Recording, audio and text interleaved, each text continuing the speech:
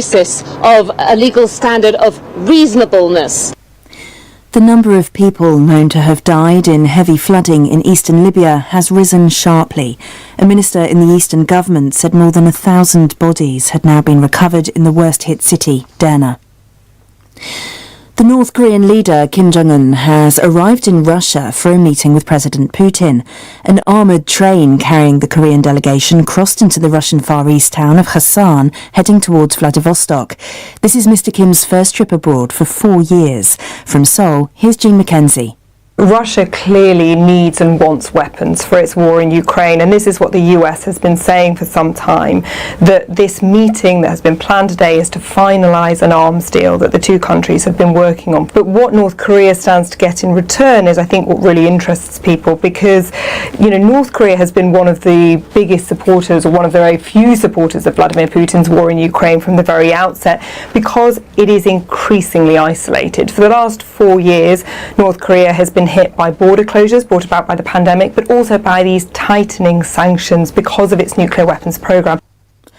Vladimir Putin has said that the Soviet Union's invasions of Hungary and Czechoslovakia were both wrong and a mistake. The Russian president was speaking at the Eastern Economic Forum. Here's Paul Moss.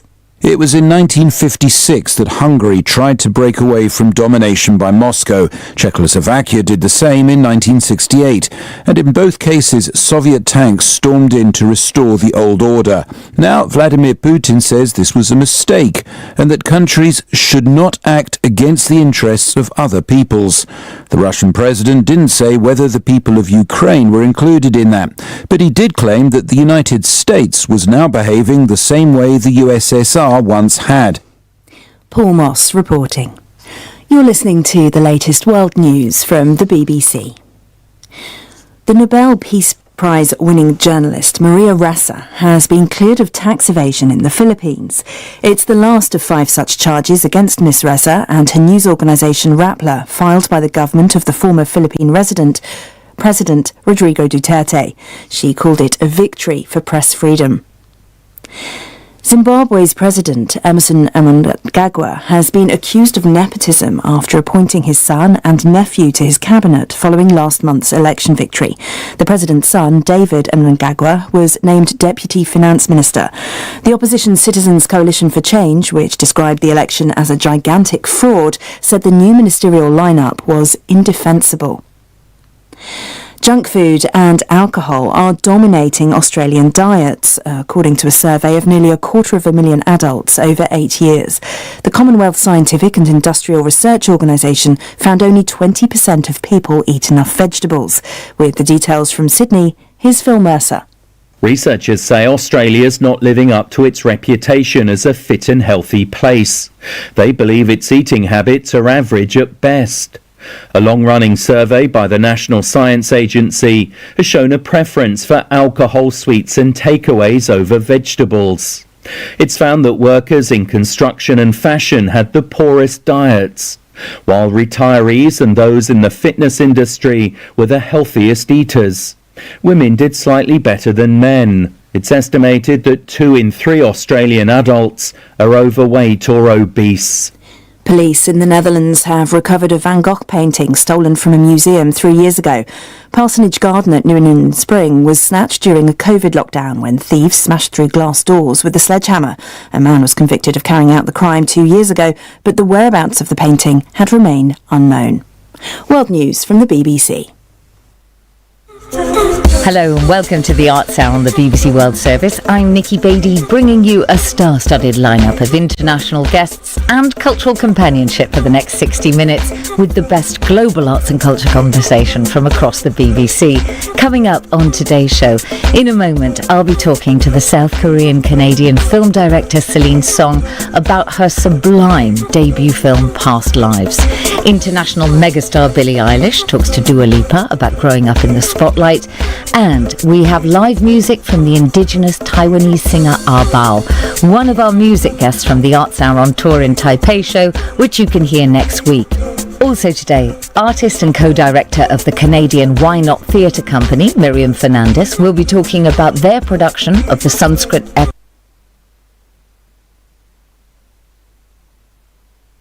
Hi guys, this is your friend Uruj from SendWave. SendWave is a money transfer app that is used by people all over the world to send money to their loved ones in Africa. With SendWave, you can send money to Ghana, Nigeria, Kenya, Uganda and Tanzania. And the best part is, SendWave is absolutely commission free. Our exchange rates are excellent. You can see for yourself by checking them out on our website. So how do you use SendWave? SendWave is an app that you can download onto your phone from the App Store or Google Play Store. The app is free to download. After downloading it, just open the app and enter your name, email and phone number. That's it, you're good to go. Make sure you use the promo code SR, S for Star, R for Radio. This promo code will give you £5 free credit to send to Africa on your first transaction. Your money will be delivered to your recipient within seconds. Feel free to call me on 0749 7377 647 at any time. I'll be happy to tell you all about SendWave and help you in any way I can. Remember to use the promo code SR for £5 free credit. Medasse.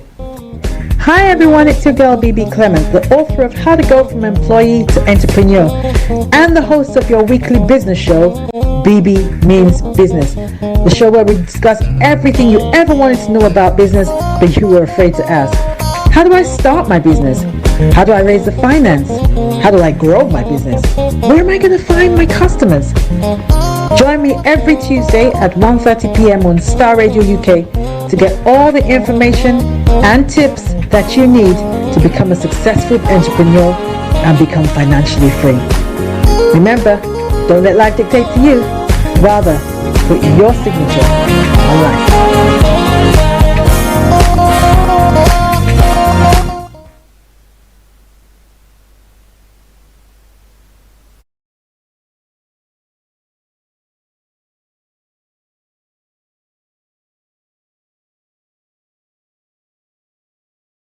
Reported having been raped by a colleague. Now, it might seem incredible as well, but women and men as well have reported this harassment and abuse happening not just in a staff room or maybe out of the work environment, but in NHS hospitals, even in extreme cases in operating theatres while a patient is on the table. I mean, that is just a staggering detail that tells you how blatant this sort of abuse is, and also putting into stark, I think, reflection how patient safety is also being put at risk. There was also some really interesting information about the level of trust, faith in the institutions that should be protecting these victims.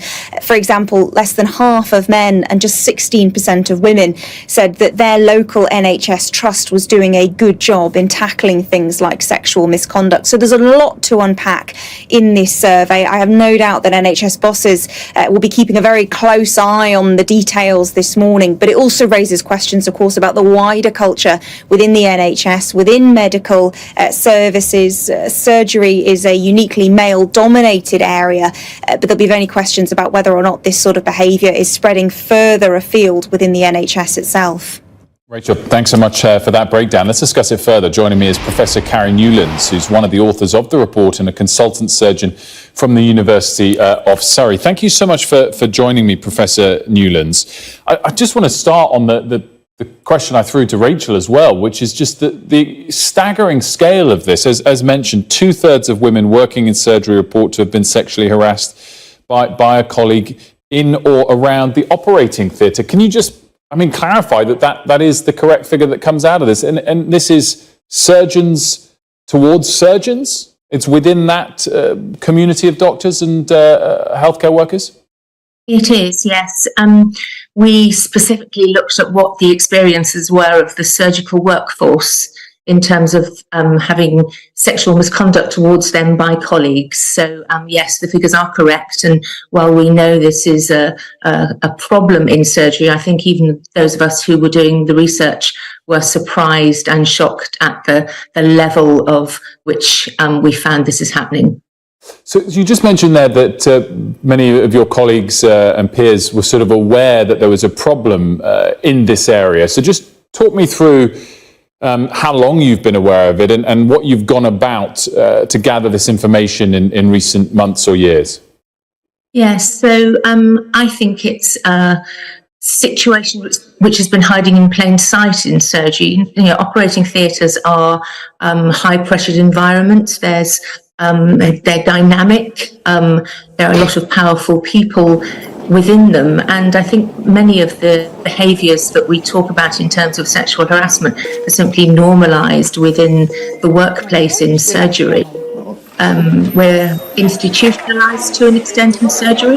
So we're used to seeing these things, and we don't actually regard them as abnormal when they are deeply abnormal. I just want to go into why this is perhaps so common in operating theatres in and around surgery taking place. I mean, you mentioned power there. I imagine that's a factor. But at the same time, it would seem almost like the last place on earth something like this would happen, because presumably there are a lot of qualified doctors who would witness it. Yes, well, we know that witnessing of sexual misconduct was exceptionally commonplace amongst the people in our survey. So I think that really says how very normalised this behaviour is, that people see it. And one of the problems that we have is that people don't speak up about it. And we know that people aren't coming forwards. The reason people aren't coming forwards is because they're not feeling safe in terms of reporting. There's a culture of silence and they're fearful for their future careers. And that's one of the reasons why we're asking for independent external investigations of these incidents, because the workforce simply doesn't trust the current system. Do you think that people have tried to raise the problem in the past and not been listened to? I think many of the people who told us their stories have raised the problem in the past and have not been listened to. I think that's an almost universal experience from many of the people that we've heard from. I think in terms of organisations raising it, many of us have been talking about this for some time, and it's only recently that we've managed to get the organisations on board with, now that we've got data to show them that this actually is a problem. So we've talked to the NHS and the GMC earlier in the year, and we're pleased that they have put some measures in place. Although those measures in themselves aren't going to be a solution, it's really only the start of the conversation for people to start tackling this with a zero tolerance approach. That 66% figure I stated, that the women in surgery have been sexually harassed by a colleague, obviously suggests it's a majority. That I guess is at some point in their career, and obviously while sexual harassment is unacceptable, it's not the same as the figure for forced physical contact, which I think was 11%. I just wanted to ask what your view is of surgeons in general, because these numbers can paint certain pictures. I mean, presumably the view is still that the vast majority of surgeons are very well-behaved, principled people, or is that not the case? So we specifically looked at the last 5 years, so it's important for us to know that this is a current problem, so this isn't something which is historical. In terms of surgeons in general, I think there are a lot of good people in surgery and there are a lot of good men in surgery. Many people don't speak up, which is one of the problems. In terms of how we look at what's happening, then we really do need to take some really strong action on this, because the current situation is simply unacceptable, that people are going to work and not feeling safe. But is your implication there that many surgeons have knowingly failed to speak up, at least? I think that's highly likely. I mean, we've shown that over 80% of people have witnessed this, and yet reporting levels are really low. So we know that people don't speak up. I guess just to round things off, is what you'd like to see next, because I think I'm right in saying that thus far this information has been gathered by an anonymous survey. So would you want something more official, and what exactly would you like to see that comes next? Or do you think action should be taken immediately based on the information you've gathered? So until there is an independent and trusted reporting system, I don't think we can expect people to simply speak up. It's very difficult for people to speak up for lots of reasons. We really need organisations to collect data on this properly and to do that prospectively. So asking people what's happened to them when they're leaving a post, for example, collecting data and things like the NHS staff survey and the GMC national training survey are all things which are coming into place now. But that data needs to be collected and independently looked at, so that areas where there are hotspots can be identified. And we also need a national plan on this to make sure that there's joined up thinking and everybody's working together, because at the moment it's simply not safe. Professor Newlands, thanks so much for joining us. Thank you very much. Wages have outstripped inflation for the first time since the start of the cost of living crisis, according to the latest figures from the Office of National Statistics. There was 7.8% annual growth in regular pay between May and July 2023. That outstrips the rate of inflation, which remains at 6.8%. But unemployment rose to 4.3% in July. I'm joined now by our business presenter, Ian King. Ian, on one level, it's good news. On another level, it puts a bit more pressure on the Bank of England to increase rates again.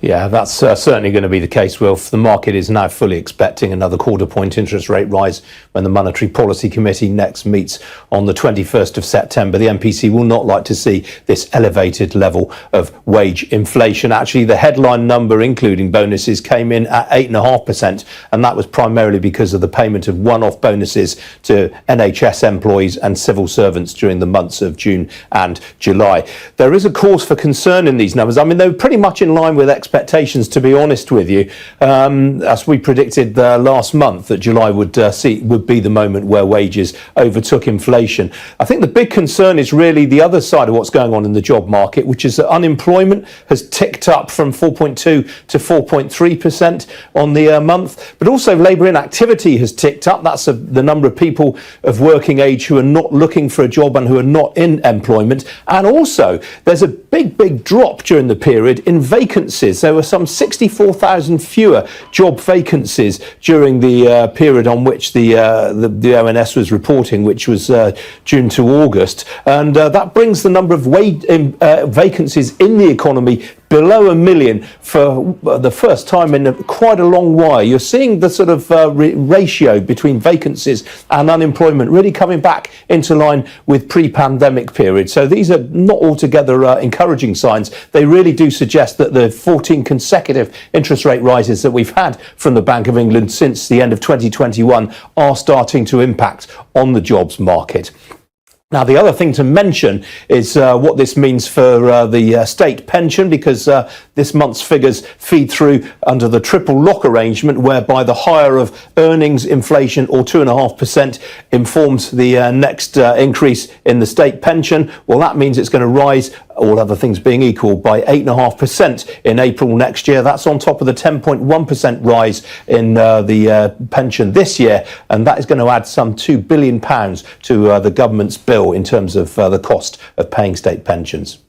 Ian King, great stuff. Thanks so much. And don't forget, Ian will have all of the day's business news 11:30 a.m. You're watching Sky News Today. Lots more still to come. The dramatic rescue of an explorer who fell more than 1,000 metres into one of Turkey's deepest caves. One of the world's most active volcanoes erupts in Hawaii. And why a leading UK pub company is to start charging more for pints during busier times. We will be right back. Don't go anywhere.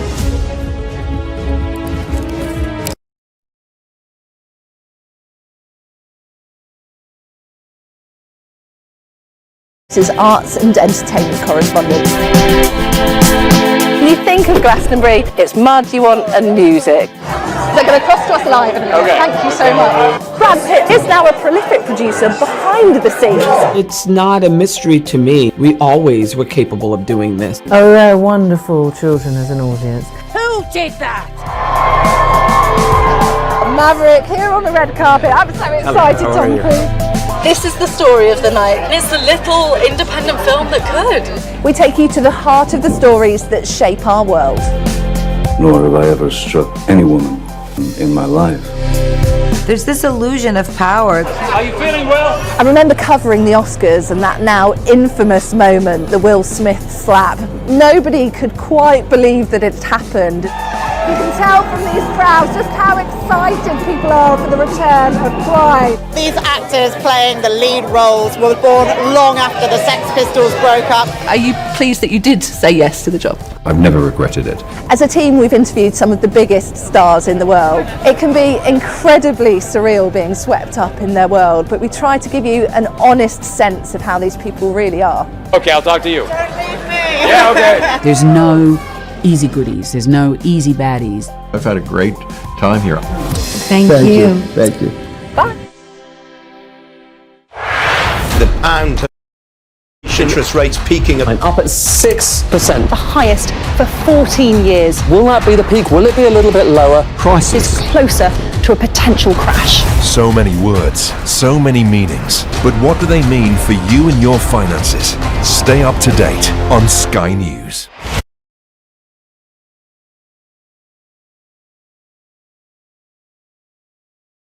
Welcome back. North Korean leader Kim Jong-un has arrived in Russia ahead of a meeting with President Vladimir Putin.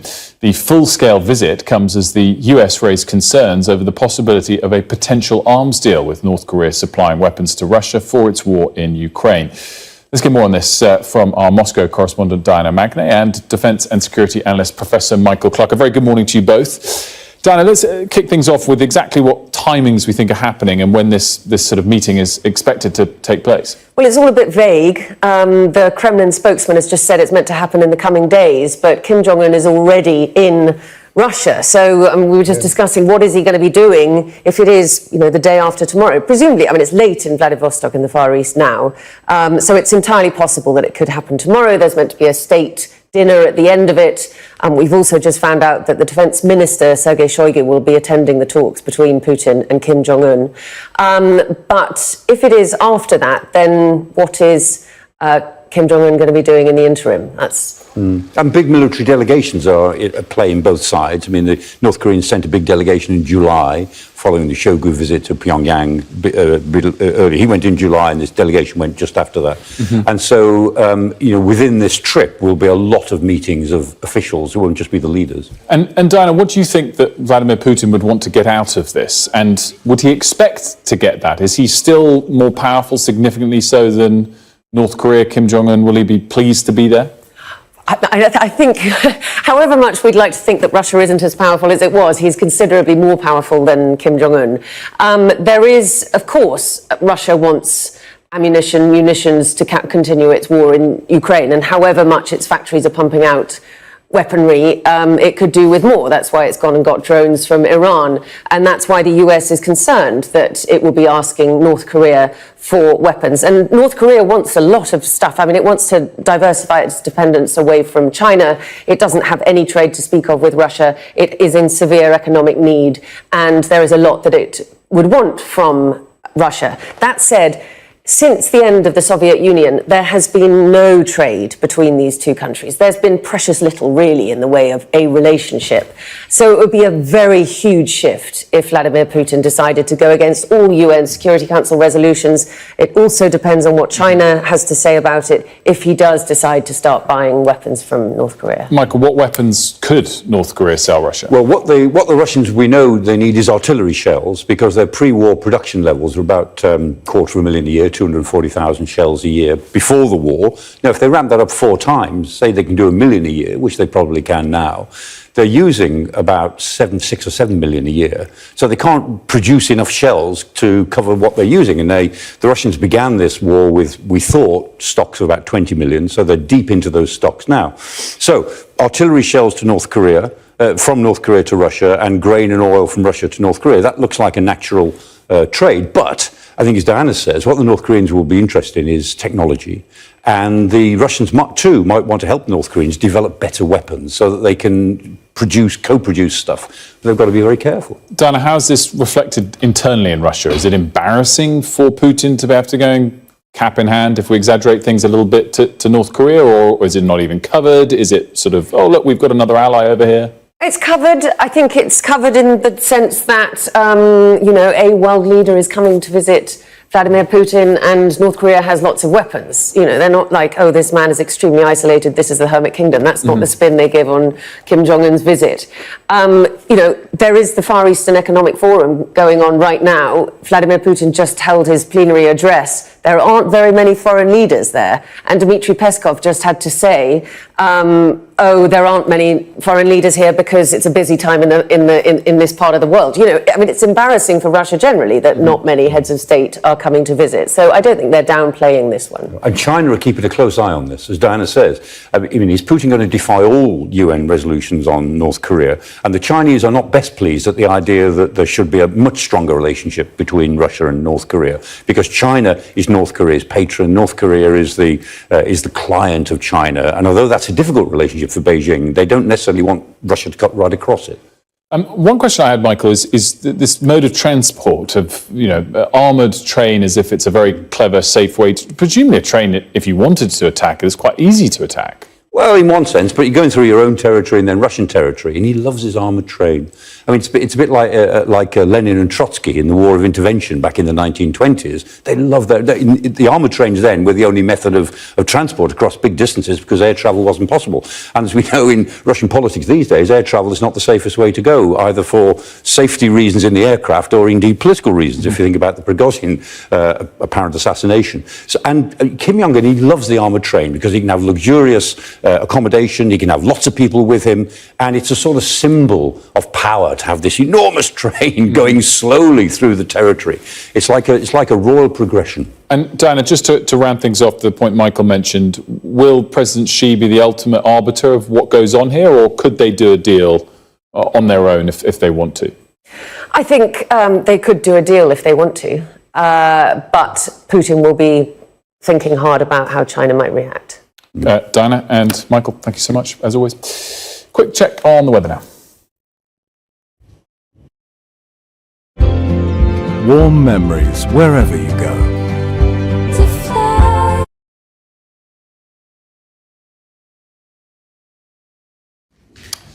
Rain or showers spreading from the northwest will bring cooler and fresher conditions for most today. But East Anglia and the southeast will have another warm and humid afternoon, which will allow some heavy and thundery showers to develop. The rest of England and Wales will be rather cloudy with outbreaks of heavy rain, but the southwest will be largely fine. Meanwhile, Scotland, Ireland and Northern Ireland look mainly dry with sunny spells, but a few showers are likely. Later, more of Northern England will brighten as the rain eases across Wales and central England.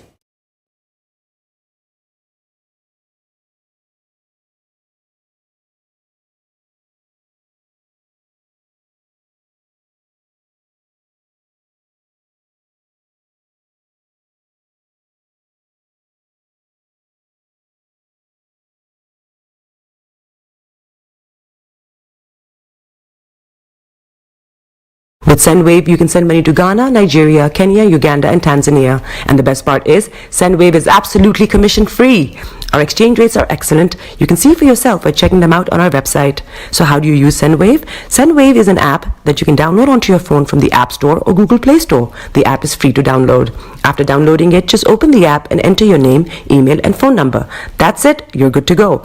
Make sure you use the promo code SR. S for Starr, R for Radio. This promo code will give you £5 free credit to send to Africa on your first transaction. Your money will be delivered to your recipient within seconds. Feel free to call me on 0749 7377 647 at any time. I'll be happy to tell you all about SendWave and help you in any way I can. Remember to use the promo code SR for £5 free credit. Medasse.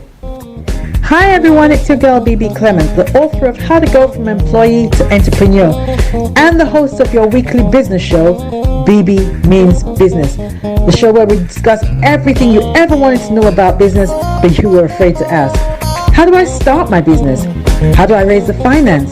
How do I grow my business? Where am I going to find my customers? Join me every Tuesday at 1:30 p.m. on Starr Radio UK to get all the information and tips that you need to become a successful entrepreneur and become financially free. Remember, don't let life dictate to you. Rather, put your signature on life.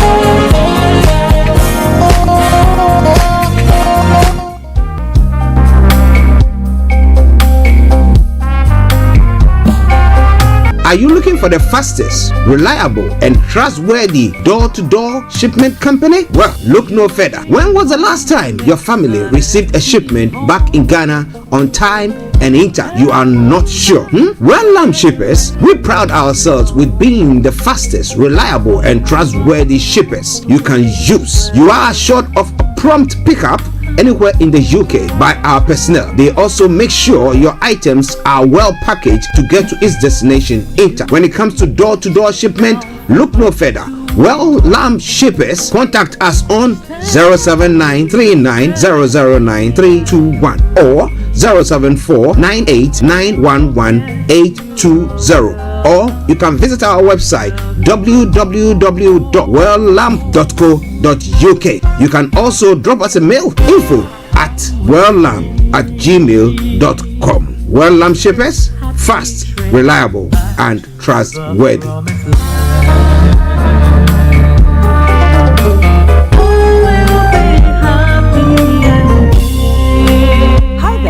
Are you dreaming of owning your own house in Ghana? Then you will need a well-documented piece of land that is free from troubles. I highly recommend My Africa Property for any size of land that you will need. With My Africa Property, lands are available in Pram, Sopoli, Tohenia, Ogome, Dodova, Winneba, and many other locations at affordable prices. These locations are about an hour away from the airport, only 35 minutes from the motorway, 10 minutes drive from Central University College, 10 minutes drive to the beach, and close to Pram Senior High School and Ghana Men's Soccer Center of Excellence. For more details, visit our website www.myafricaproperty.com or call our UK office on 0208 123 2523. For our US and Canada offices, call us on +1 585 184 994145. You can also email us at ghana@myafricaproperty.com. Tune in to On Point here on Starr Radio UK with Empress Regina every Monday at 5 p.m. GMT. Looking forward to your company. Check me out. He tells me my energy is making him tired. Yes! How do you get the energy to do I've been told that I have a lot of energy, but my goodness, I think today I have met my match, people. I have met my match, Miss Suzanne. Wow, amazing. One of the things that's the start of the darkness. Of darkness. So what did that? Myself and the world will adjust. And 2019. Forget the proverbial boardroom. Join me, Simone Frazier, on The CEO, the program that gives you the driving seat over your life. Every Tuesday, 8 p.m. only on Starr Radio. Getting onto the property ladder has never been easy until now. Join us this and every Thursday from 7 p.m. to 8:30 p.m. live on the Property Hour Show on Starr Radio UK, where we talk to mortgage brokers, property developers, estate agents, landlord, tenant, property consultants on how to invest or get into the property business and make money. You can't afford to miss this. The Property Hour Show is your best source into the property industry. Hi guys, this is your friend Uruj from SendWave. SendWave is a money transfer app that is used by people all over the world to send money to their loved ones in Africa. With SendWave, you can send money to Ghana, Nigeria, Kenya, Uganda, and Tanzania. And the best part is, SendWave is absolutely commission-free. Our exchange rates are excellent. You can see for yourself by checking them out on our website. So how do you use SendWave? SendWave is an app that you can download onto your phone from the App Store or Google Play Store. The app is free to download. After downloading it, just open the app and enter your name, email, and phone number. That's it. You're good to go. Make sure you use the promo code SR. S for Starr, R for Radio. This promo code will give you £5 free credit to send to Africa on your first transaction. Your money will be delivered to your recipient within seconds. Feel free to call me on 0749 7377 647 at any time. I'll be happy to tell you all about SendWave and help you in any way I can. Remember to use the promo code SR for £5 free credit. Medasse. Hi everyone, it's your girl BB Clement, the author of How to Go From Employee to Entrepreneur and the host of your weekly business show, BB Means Business, the show where we discuss everything you ever wanted to know about business but you were afraid to ask. How do I start my business? How do I raise the finance? How do I grow my business? Where am I going to find my customers? Join me every Tuesday at 1:30 p.m. on Starr Radio UK to get all the information and tips that you need to become a successful entrepreneur and become financially free. Remember, don't let life dictate to you. Rather, put your signature on life.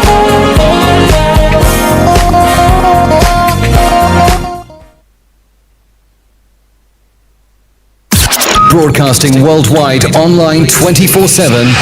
Hi there, this is CJ Buckman, your life coach. And whenever I'm in London, I listen to Star Radio UK right here. But guess what? You can listen to wherever you are. Body is your man. Bekutu, show them you got the cocoa set. Ladies and gentlemen, it's your boy Harry Song, aka Mr. Songs. This is the Kingmaker Baba for the girls. We're here. This is Star Radio. Don't go nowhere. UK, London. We call them London for home. For here, we call them London. And that's how you know. Just have fun and stay blessed. The best radio show. Broadcasting worldwide, online 24/7. All around the world. In your car. At work. At home. On your smartphone. This is Starr Radio UK. Are you ready to turn it up? 10, 9, 8, 7, 6, 5, 4, 3, 2, 1. Smile, though your heart is aching. Smile even though it's breaking. When there are clouds in the sky, you get by. If you smile through your fear and sorrow, smile and maybe tomorrow you find that life is still worthwhile if you just smile. Hey, this is Archie and you are listening to Star Radio UK and the Morning Show.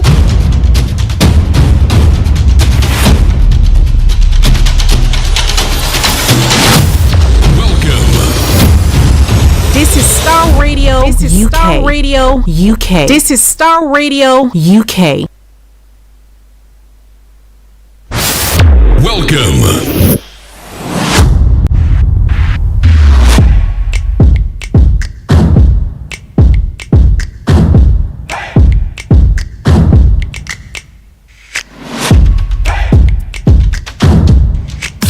Broadcasting worldwide, online 24/7. Enlighten your day with Starr Radio.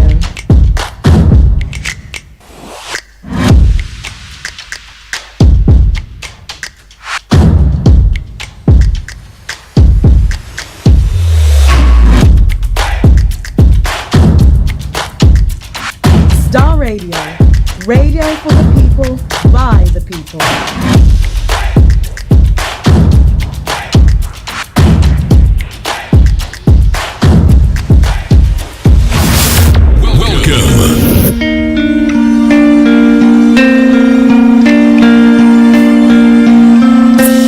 Love for you runs deep. All of you makes my heart beat. You make a doubt they fade. Jesus, and that's what makes you great. You hold the world in your hands. The hand that made me who I am. Same for now, yesterday, and forevermore. And that's what makes you great. You are. Okay, let me say massive good morning, good afternoon, good evening, good dawn to you wherever you might be on planet Earth, and those of you on other planets as well. I want to welcome you to the Tuesday edition of the Morning Show. Today is the 12th day of September, the year 2023, with the time now 10:41 from the House of London. This is Star Radio UK, and this is the Tuesday edition of the Morning Show.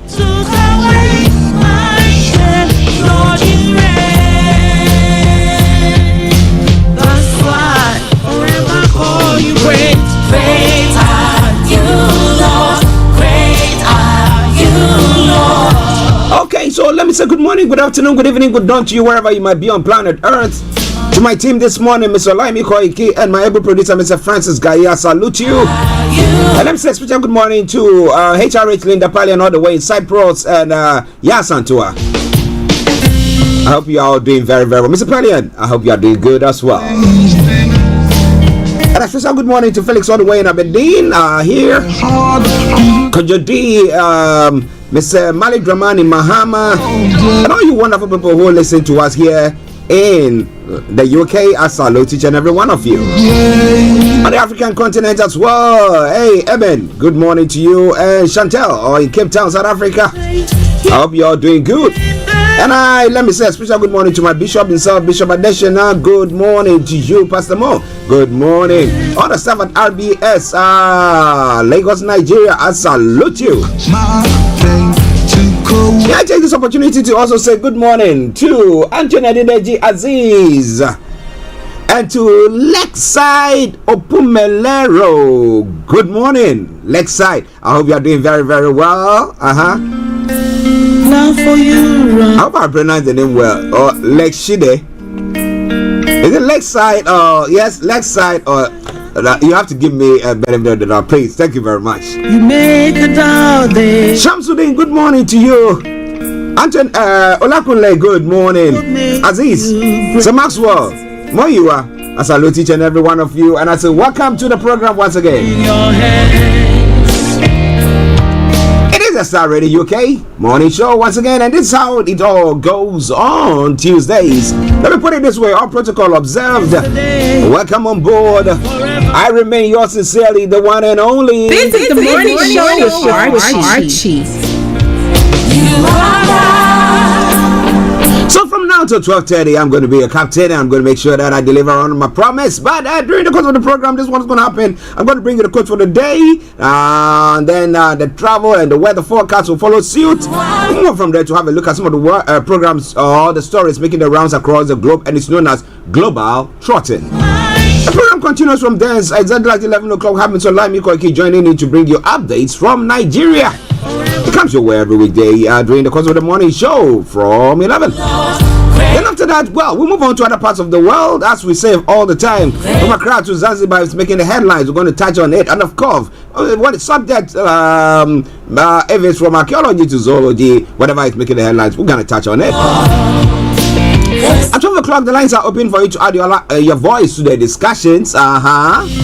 All of your lines. But before then, you can post your comments, all your comments, on our Facebook page, our YouTube channel, and then various platforms that we are broadcasting on Twitter and all sorts. You make a dog Oh, now we don't say Twitter, X. Alright then, so then after that at 12:30 we'll bring curtains down for the end of the program. So in exchange, that's what's going to be happening today. So wherever you are, don't touch the dial. Starr Radio UK, it is your favorite African and Caribbean radio station in London. Till the end, you are God. One who took my pain, took away my shame. Lord, you reign. This is Starr Radio UK.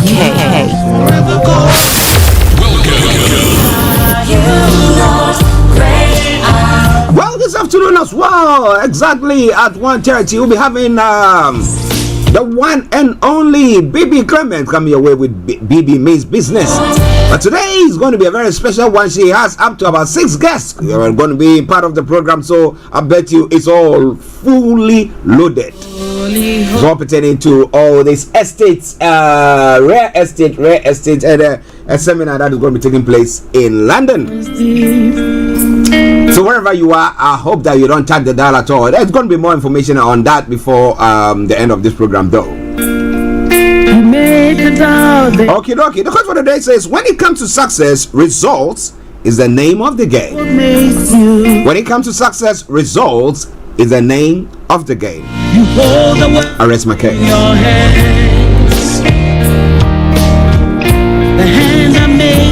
So let's move on straight to the weather front. What has the weather got in stock for us here?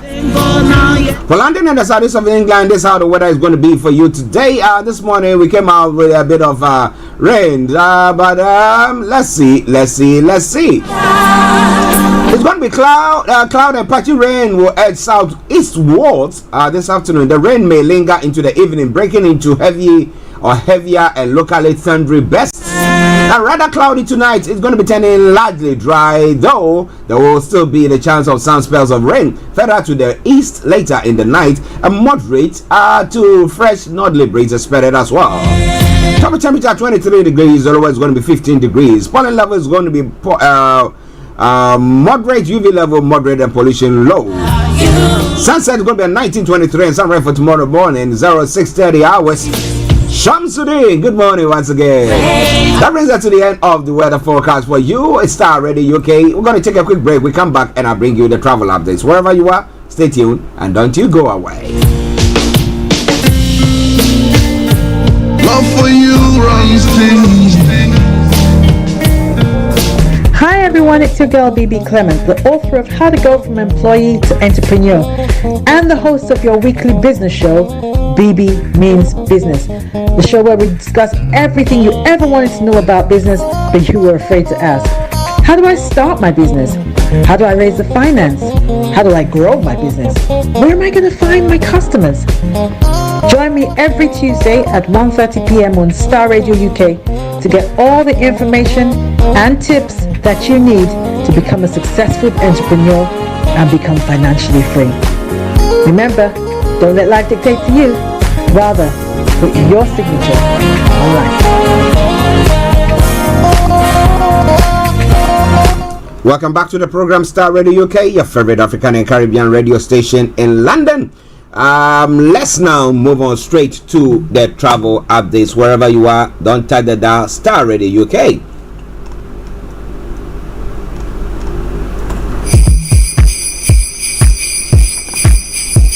This is Starr Radio UK.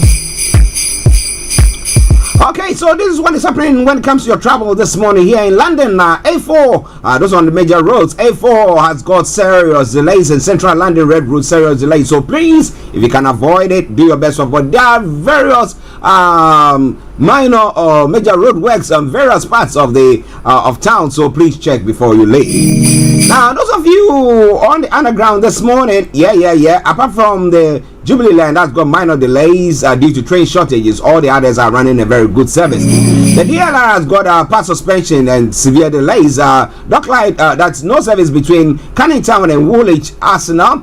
Severe delays between Canning Town and Stratford International due to a police investigation. Tickets will be accepted on Elizabeth Line services. Good service on the rest of the line though. London Cable, my apologies, London Tramlink, good service, and London Overground, good service there. Now when it comes to the river bars, good service throughout. Keep your eyes on the roads, keep your eyes on the road. The London Cable Car is also having a very good service there as usual. I think that is the best means of transport of late, you know, rest assured. Okay, to the final segment of the travel update, that is the National Rail. C2C, Cross Country, First Spanner and Express, Greater Anglia have all got minor delays. Now, Northern Rail has got special service. The other side, all the others are running good services there. And that is why I will say it once again. Good morning, good afternoon, good evening, good dawn to you, wherever you might be on planet Earth. Enjoy your commute for today. But you know what? Continue to keep those eyes on the roads.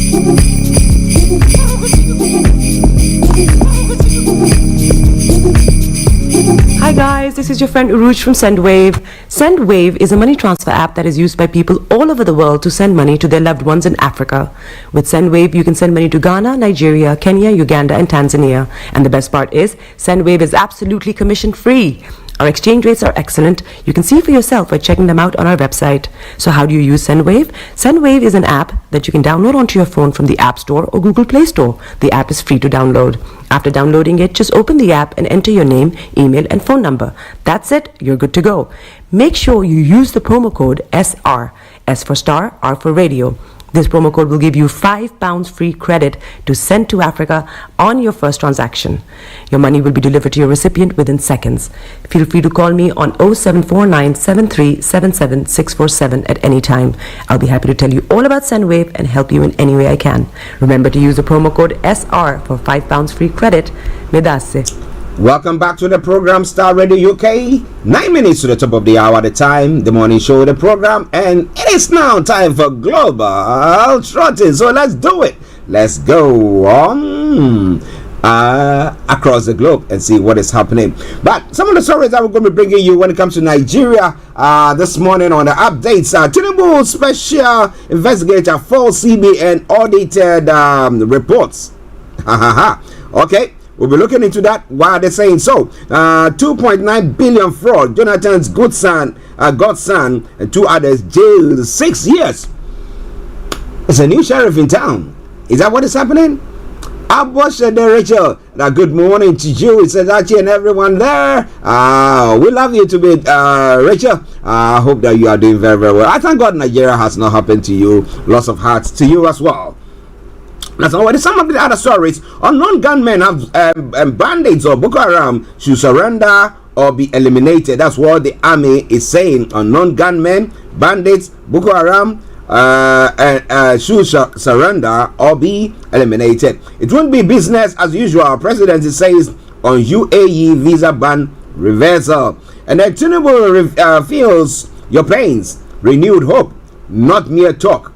Wiki assures Nigerians. Interesting. Well, because he's part of it now and he's enjoying whatever booty that he's got there, so why not? Why wouldn't he say so? He will say so, right? Good. Well, he's gone on to say lots of other stuff that I'll be bringing your way. Atiko is trying to sandbag me. Chicago University document showing I was female and not my fault. So let them bring pictorial evidence that it was him that was there. Now the president is saying that the PDP presidential candidate is trying to sandbag him. Well. Was it you? Wasn't it you? We want to know. Okay? So let the university come out and say, I mean, at least there was a graduation pictures, right? What about that? Okay. So we want to see that. We want to see that. Okay. Listeners, it is Starr Radio UK. It is your favorite African and Caribbean radio station in London. Now moving on straight to some of the other stories making the rounds in other parts of the world. Well, okay. Well, for those of you in Nigeria who want to be traveling to the UK, applying for visas, the United Kingdom government has set up a visa center in Enugu. Okay, and federal government to increase funding for education by 25%. And some are thinking that that's a good one there. But IGB sets up committee to review firearms licensing and regulation. Well, they're going to review it. But interestingly, when I look at those stories, you know what comes to mind? I'm looking at it that, look, people who are being kidnapped or still are being kidnapped, and then ransoms are being demanded of them. And if you don't have it, you know, people who have lost their lives due to that. Some paid the ransom, yet their lives were taken as well. So if the security agencies cannot protect us and we can protect ourselves, whatever way, and I got myself a firearm to protect myself, not here, but back in Nigeria, back in Ghana. Now, what do you say that you're going to regulate it? Are you going to stop me from doing so? I know that there are some excesses. I know that there are some people who have got their hands on some arms. But how? Especially when we don't have addresses properly, where lots of people, you cannot trace where they are actually living. It will be very difficult for you to say that you are regulating it the way it's supposed to be. But listeners, wherever you are, it is Starr Radio UK. It is your favorite African and Caribbean radio station in London.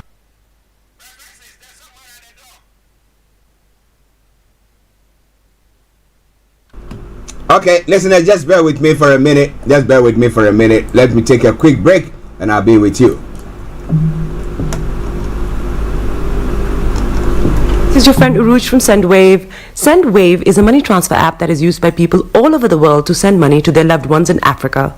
With SendWave, you can send money to Ghana, Nigeria, Kenya, Uganda, and Tanzania. And the best part is, SendWave is absolutely commission-free. Our exchange rates are excellent. You can see for yourself by checking them out on our website. So how do you use SendWave? SendWave is an app that you can download onto your phone from the App Store or Google Play Store. The app is free to download. After downloading it, just open the app and enter your name, email, and phone number. That's it. You're good to go. Make sure you use the promo code SR, S for Star, R for Radio. This promo code will give you £5 free credit to send to Africa on your first transaction. Your money will be delivered to your recipient within seconds. Feel free to call me on 0749 7377 647 at any time. I'll be happy to tell you all about SendWave and help you in any way I can. Remember to use the promo code SR for £5 free credit. Medase. Welcome back to the program Starr Radio UK, your favorite African and Caribbean radio station in London. With the time now 4 minutes to the top of the hour, and I'm bringing you all that you need to know when it comes to the news that is making the rounds across the globe. Now, Labour Party's Roddy's Vivo launches new establishment in Lagos, APC, and wicked to run for presidency in 2027 is a question that has been asked. Atiko's ally makes allegation amid suspension. And then okay, I'll be bringing you more of that once we have Mr. Olayomi Koiki. We'll be throwing more light on all those stories that is making the rounds in Nigeria, in other parts of Africa as well. The Belgian city holds memorial service for victims of Morocco earthquake. Woo! Okay, the crowd sing Moroccan national anthem and holds a minute of silence to honor the victims of last week's devastating earthquake, and the numbers keep on rising. They hope that they will be able to salvage some things, but it looks like everything is not such a rescue, but it's now all just finding dead bodies and stuff like that. But a sad one there. But you know what? When earthquakes are happening in Morocco, Libya is now suffering flooding, serious ones, and 100 feared dead after Mediterranean storm Daniel lashes Libya. I'll be bringing you more about that. Are we getting to the end of the world? Some people have been saying, well. Is there going to be an end? Somebody will say, yes. Now, seismologists explain why Morocco quake was so deadly. I'll be telling you more about all that. U.S. observed 22nd anniversary of September 11 terrorist attack. Well. And then Kenya, solar power cold storage help farmers reduce wastage. It's something that is notable, and that should be done or imitated in various parts of Africa, because we lose, post-harvest losses. My goodness, we don't want to talk about that. Okay, absence of foreign forces making Mali more vulnerable. Yesterday we did touch on that one as well, but it's all coming away from Starr Radio UK. It is your favorite African and Caribbean radio station in London. And when it comes to Ghana as well, the GIA questions government's commitment towards passage of Conduct of Public Officers Bill. Well, I will tell you more about that. And then the opposition party, the minority, are saying that occupied Bank of Ghana demo won't break the law in protesting against Addison. Well, why did he quash or somebody say forgive or just retract or just cancelled or just how did they do it? Well, they decided you're owing this much, it's been cancelled. Okay. So now government doesn't owe the Bank of Ghana that much, as much as they were owing them. But you listen to all those things, and it's quite an interesting one. But listen, I say the Starr Radio UK. It is your favorite African and Caribbean radio station in London. Now, what do you think about the president's statement that he made at the conference yesterday? Useless comments from the president, Mokhtari is saying. But what did you think about that at the Ghana Law or Ghana Bar Association's confab that is taking place today? They have some big speakers who will be also taking the stage there. It is all coming away from Starr Radio UK, your favorite African and Caribbean radio station in London. In other parts of the world as well, the female said, okay, let me bring you what is happening in other parts before we get there. Russia space base possible venue for Kim Putin's talks. The North Korea ruler is on an armored train heading to meet Vladimir Putin. But now I know that he has met Vladimir. He is in Russia. It looks like there is a base, one of the military bases, air base, that will be the center for their meeting. Now, Venice to back a €5 fee for day trip tourists. Well. Why not? They have to. Supreme Court showdown over Israel judicial reforms. For the first time ever, all 15 judges convened to consider blocking a controversial new law. Well, somebody say, why not? Now, Nobel laureate who took on strongman wins in court, renowned Filipina journalist Maria Reza has been acquitted in the last of the 5 tax evasion cases. Somebody say a good one on him, a good one on him. But this is all coming your way from Star Radio UK. Shamsuddin, once again, good morning to you, and thank you very, very much for your support there as well. Here in the UK, female surgeons are saying that they are sexually assaulted while operating. That is a serious one. That is a serious one. Somebody think that, well, doctors, when it comes to them, they are above the law. They do everything above water. Okay, but it looks like that is not what I'm trying to do. What do you call him? Trump gestures by waving my hands that way. But that's not a Trump gesture. I'm just trying to describe something there. Now, pay matches price rises even as unemployment climbs. Wages are no longer being squeezed by inflation, but there are signs the jobs market is beginning to turn. Well, so what is going to happen? Are they going to now increase interest rates again, or have we peaked? More going to be coming your way. Gulf War hostages set to take legal action. Hostages who were used as human shields say they would never have been allowed to land in Kuwait. So we'll be looking into that. The state pension is set to rise by 8.5% in April. Sharif family children move from court to court. The 5 children are taken to Pakistan a day before the 10-year-old was found dead in Saring. It's one of the story making the round. Sharifuddin Mojid, good morning to you. Thank you very much for joining us as well. I hope you are doing very, very well. Star Radio UK, your favorite African and Caribbean radio station in London. Let's take this musical break, and once we come back, I'll be bringing you Mr. Olayomi Koiki, and he'll be bringing you updates from Nigeria. Stay tuned and don't you go away.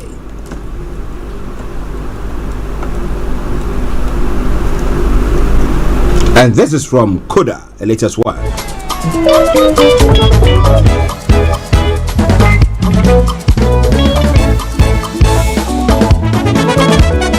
And it says, game over. All your struggles and everything over, man.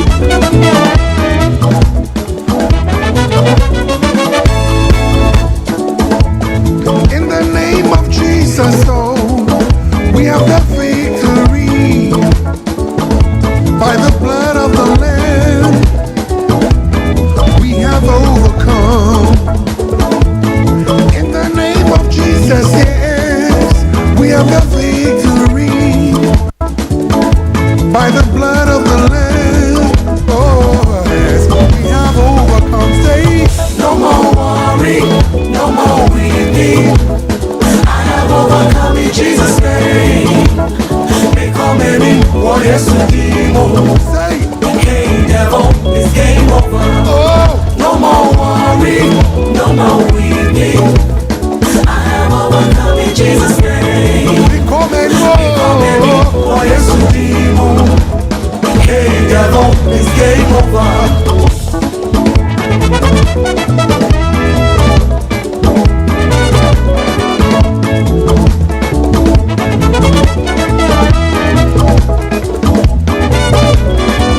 One more time.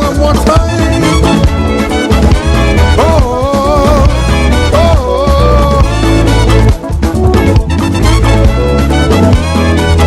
Ladies and gentlemen, whenever I call you, Lord, you answer. Whenever I need you, you know the fellow. Hey, what a friend we have in Jesus. All our sins you took away. Faithful in the morning, faithful in the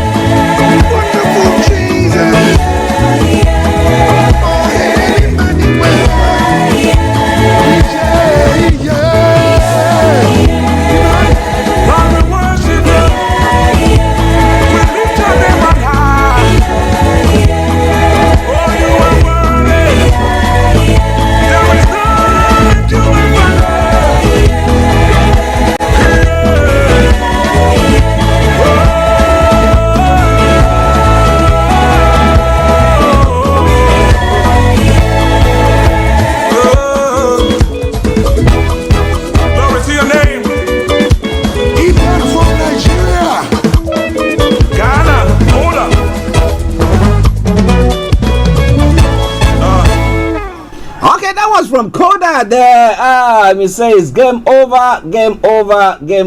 One of the lovely tunes this morning that I brought your way. But this is Star Radio UK, your favorite African and Caribbean radio station in London. Bringing the time now to 7 minutes past the top of the hour. And of course, the Tuesday edition of the morning show. Now, if you look at the time now, that means that we have a special bit that has to come your way.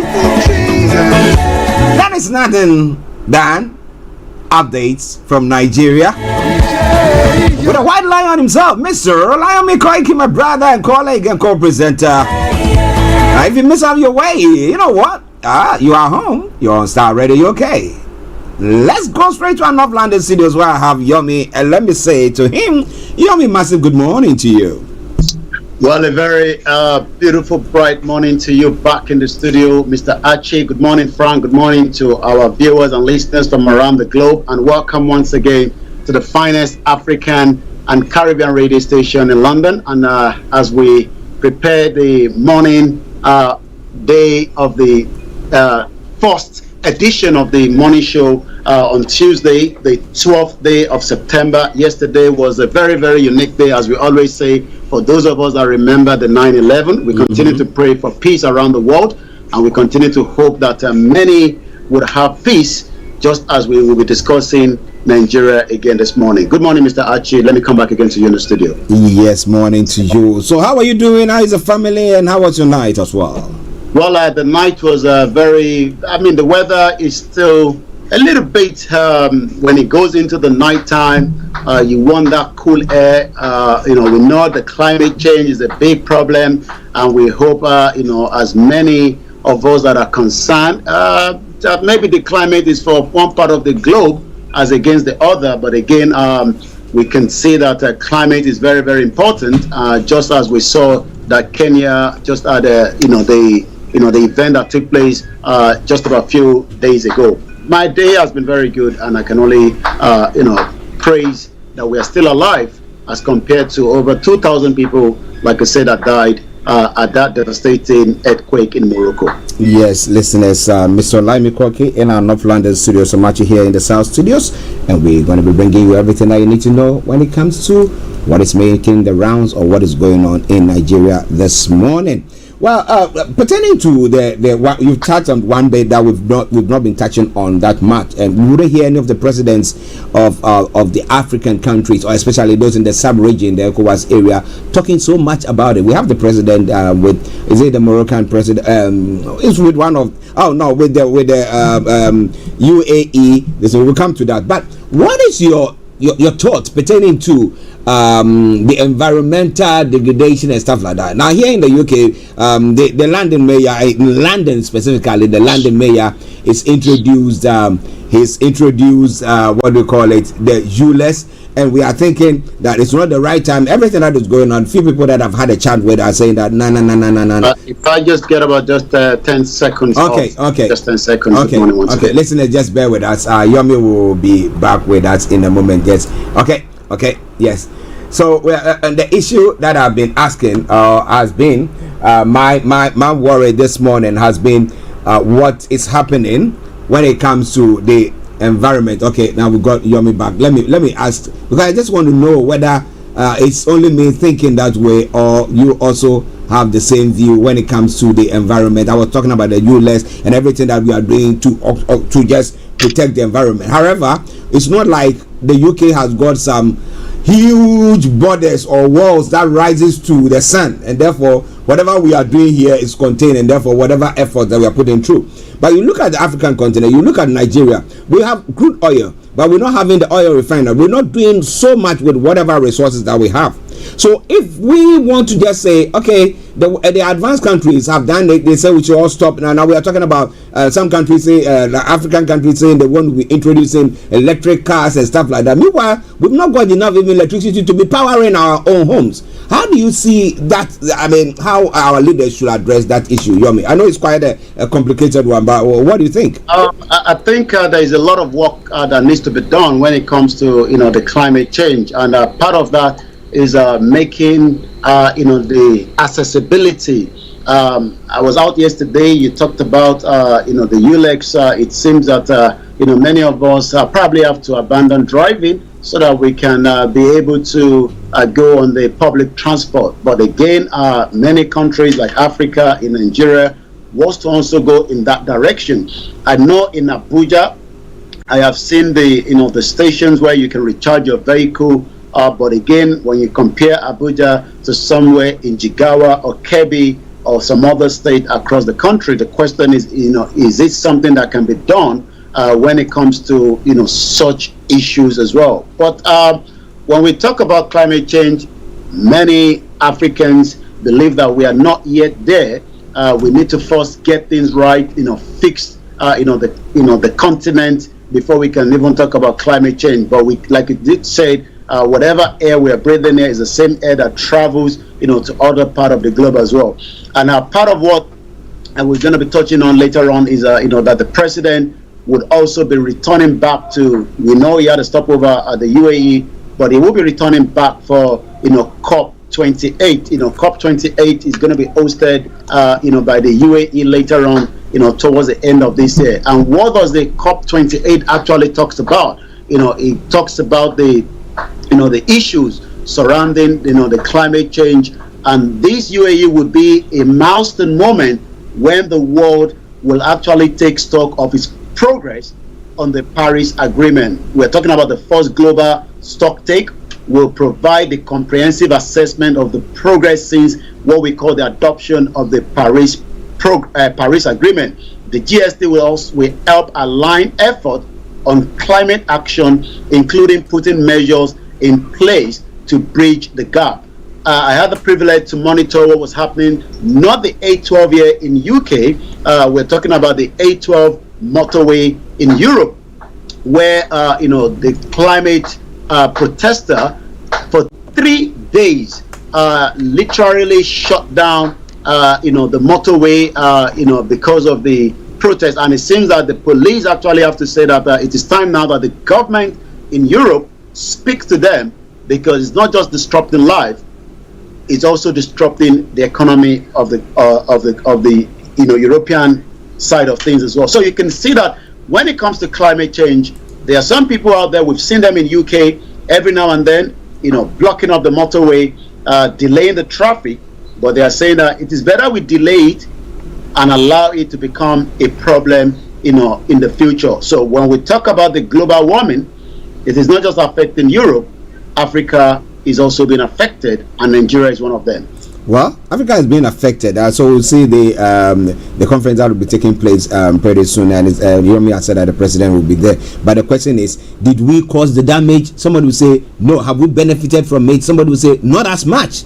But why are we paying for it? So maybe the advanced countries have to give us enough to stop us from also pursuing that. If not, I would just say, look, they've done that, they developed their land and everything, and things are better for them. Let us also do that. When we all get apart, then we can all say, now let's now think about how to stop it. But well, that is my take, right? Listen to Starr Radio UK. Now, behind Mr. Olayomi, you can see a picture of the president and the UAE leaders, one of them there. Yomi, how was the president conversation with the UAE? How did it all go? The visa bid and everything. How did it all go, Yomi? Well, we were getting, the feel of part of the discussion between Nigeria and the United Arab Emirates, one of the most rich Gulf country across, the world. But again, it seems that as many Nigerians are still looking into, the outcome.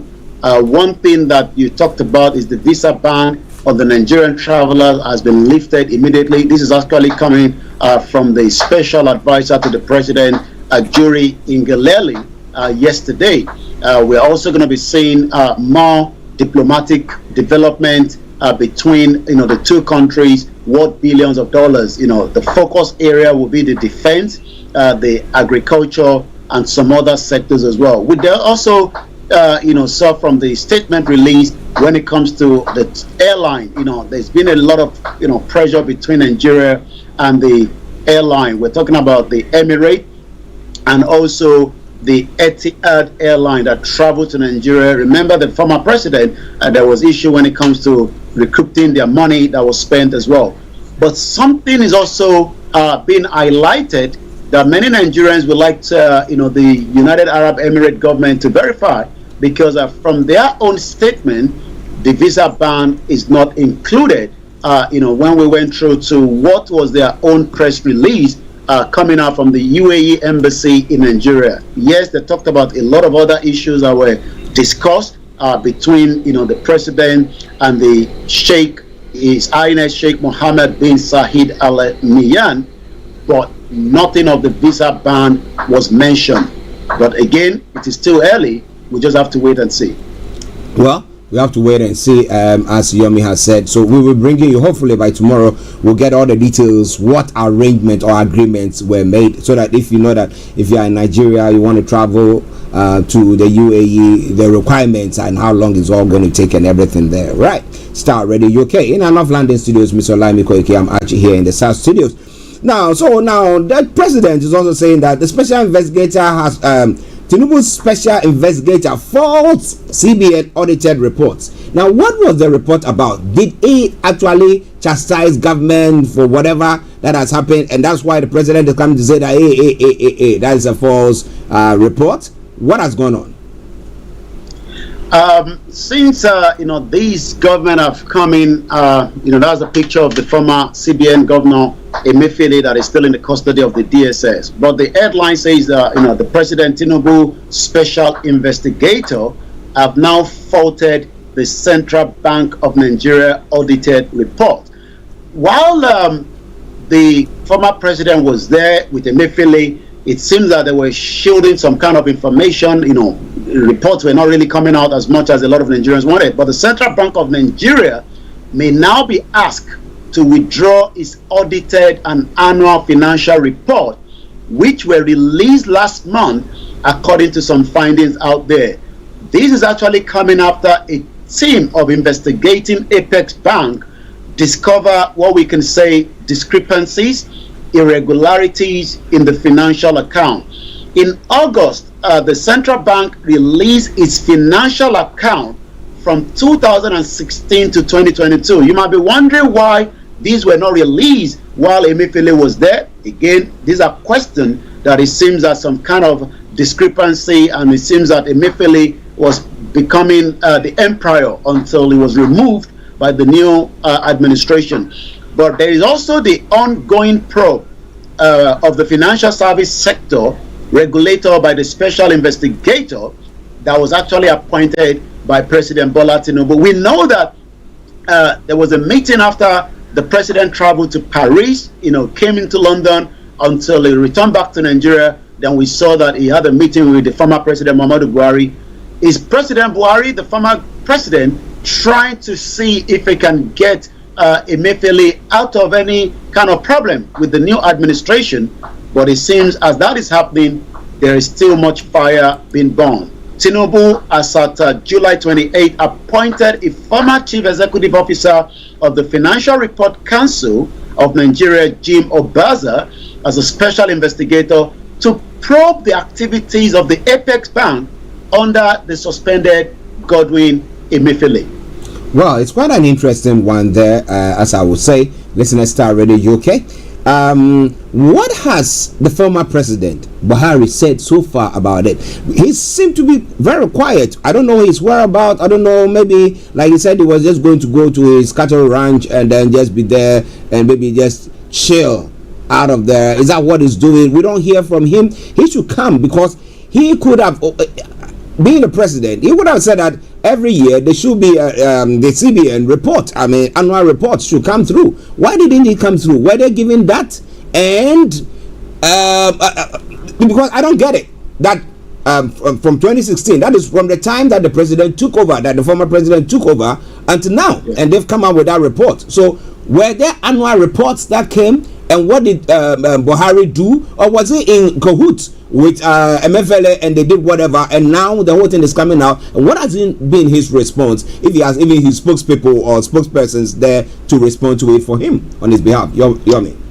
As we know, when the new government takes place, the previous one tends to not really want to be in the media, so they stay behind the curtain. Buhari won't say anything. We are aware of that, but the only thing that we've heard from his former spokesperson Garba Shehu was also, the jabs being thrown back that Buhari has performed very well. But if there is a discrepancy in the report, who actually has done a kind of adjustment to the report that should have been released either quarterly or yearly for many Nigerians to have looked into it? But it seems that, like you said, Buhari came in 2015, and from 2016 till date, we've not got such report. But what we can also say that it was also further learned that the Central Bank of Nigeria allegedly paid 401 million naira to IFRS Academy for the guidelines used in preparing the account.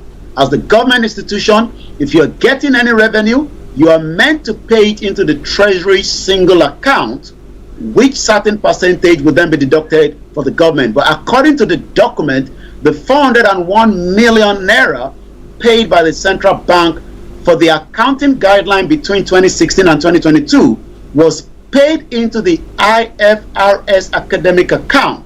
The academy is limited guarantee company set up by the FRSC to train people in the IFRS accounting. You can see the kind of this game being played between the CBN. But like we said, the issue is that the guideline used for preparing the central bank account from 2016 to 2022 were not supposed to be paid, and it seems 401 million naira was paid out. And now, as a result, it has now been learned that a special investigator team had included its recommendation that a presidential approval be given to the FRSC to order the CBN to withdraw the released annual financial account, which was already released in August. But there is still more data that is still being looked into. Meanwhile, according to some findings, the Department of State Services, DSS, may invite the Executive Secretary, the Chief Executive Officer of FRSC, Shuaibu Ahmed, and many top officials of the agency for questioning. So it seems that between Emefiele, the CBN, Bola Tinubu is still not yet satisfied with what has taken place throughout the previous administration. Well, if corruption has taken place, well, we want all the investigation to reveal that. I don't want it to be a witch hunt. No, witch hunting. But if there is evidence enough that they have some way, somehow juggle things around, and the reports that we are having are all corrupted, they are not the real thing, then we want to know the truth. But listeners, it is Star Radio UK, your favorite African and Caribbean radio station in London. Well, at least we can see some whether because there's a new sheriff in town, we can see some people being chastised for maybe ill-gotten wealth. 2.9 billion naira fraud. Jonathan's godson and two others jailed 6 years. It's not good Jonathan's son though. Jonathan's godson and two others have been jailed for 6 years. What is that story all about, Yomi? Well, we're not new to abuse of office, and especially when you are the godson to, a former president. You're quite right. 2.9 billion naira is quite a huge amount of money that could have been used for so many projects. But how did this money became fraud in the first instance is what we want to look at. The Federal High Court sitting in Port Harcourt in Rivers State has convicted and sentenced a former special advisor to Dan Abia, elsewhere a managing director of the Niger Delta Development Commission, George Tuna, and two others to 6 years imprisonment for obtaining money under false pretense. The two others, Ebis Urubebe, Uzogo Chidebere, have also been sentenced along Tona by the presiding judge, Justice A.T. Muhammad, who were also convicted of money laundering, conversion of funds, and forgery contrary to Section 1 of the Advanced Fee Fraud and Other Fraud-Related Offences Act 2006, which is also punishable under Section 13 of the same Act. The defendants were originally arraigned by the Economic and Financial Crimes Commission in 2007. It seems that, as we always say, when you are the big man, the court case can drag and drag and drag, but if you're just a layman, you're likely to be brought into the court, and then either not even to the court, you might end up in the prison for a very long time without being arraigned. They were arraigned back in 2021 on 23 count bordering on obtained by false pretense, money laundering, abuse of office to the tune of 2.8 billion. This was contained in a statement that was issued yesterday by the EFCC spokesperson Wilson. But who is behind that? Like you said, the count 6 of the charges read that you, Judge Tuna Alaba, Ugozo Silas Chizebere, and the rest of a registered company, Yanagwa Mall Limited, that was incorporated in Niger Delta Initiative. We know that most of these are just for a gimmick. But what is the money for is the question. This money was meant for the Niger Delta Development Commission, purportedly for the purpose of providing quick win jobs for 300 youth, women groups, and thereby committed an offense contrary to Section 15. It seems that money that should have been used have been moved as well. $1 million court did receive the sum, and also in cash. The godson of the former president Goodluck Jonathan has now been sentenced to 6 years in jail. Well, at least they cracked the whip, and let's see how it all pans out. Well, others who are also caught in such trap, I believe that the law should work the way they're supposed to. All right then, listen to Starr Radio UK, your favorite African and Caribbean radio station in London. Okay, now moving on to some other stories. Well, we thought that after the Supreme, the appeals court, the tribunal, the petition hearing and the ruling by them, we thought that things would have cooled down a bit. However, it seems not to have. We know that Atiko is trying to do everything possible to get the necessary information that he wants about the education of the president, Tinubu. And well, but Tinubu is saying that it says Atiko is trying to sandbag me. Chicago University document showing I was a female, not my fault. Tinubu begs U.S. judge. So if he said that, well, the university is showing that the Tinubu who attended that particular school, I don't know the full name of how it was registered, was a female, and he said it's not your fault. At least you can publish one of the pictures of your what do you call them, your group that graduated that particular year or whatever, so that we all see evidence. So you can let Atiko just go whatever or whatever, say whatever. But Tinubu seems not to doing that. But he seems to be going to the court to say, please, I beg you, don't give him all that. Is he hiding something, Yomi? Well, is he hiding something? It seems that the two big gun are fighting it somewhere in Chicago, where Atiko still believes that it is his right under the law in that state that Bola Tinubu academic results should be released to him. That is going to happen. Whether that is going to make any changes in time for the Supreme Court is something that we do not know. But you're quite right. The President Bola Tinubu is, Monday bagged, the federal judge in the United States to ignore record that suggests that the person who was admitted into the Chicago State University in the 70s was a female, saying his Nigerian political rival, Atiku Abubakar, was trying to sandbag in. The question is, we've seen male change to female, and we've seen female change to male. So maybe it was a female that is changing to male. But again, if you're going into, a public arena, you would then have to release as much information, at least even to sometimes your medical record, so that people can know that you are fit, to take the position of the job that you are asking for. But it has now been established beyond pre-adventure that it is improper to sandbag one's opponent by raising a new matter, Mr. Tinubu said yesterday, filing before Judge Jeffrey Gilbert of the United States District Court of the Northern District of Illinois. One of Mr. Tinubu's lawyer in the case, Christopher, entered today an argument on the Nigerian president's behalf. It is still a fight that Atiko wants to conclude maybe there's something Atiku must have been told, and he's trying to, if he's not going to use that even to win a comeback, at least to expose the President of the Federal Republic of Nigeria when it comes to his academic report. For instance, at the least 2 different certificates that has been issued by the school in Mr. Tinubu's name that are already in the public domain.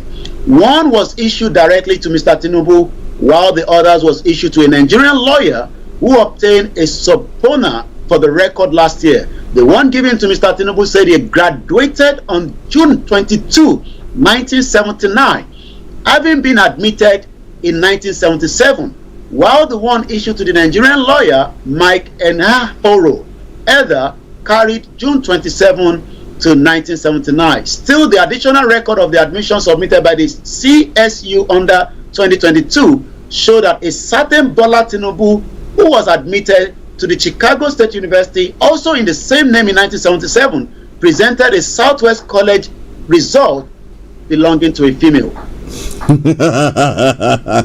Well, we live in a world where, like Yomi said, people are changing from male to female, female to male. Some are saying they are binary, some are saying they are what.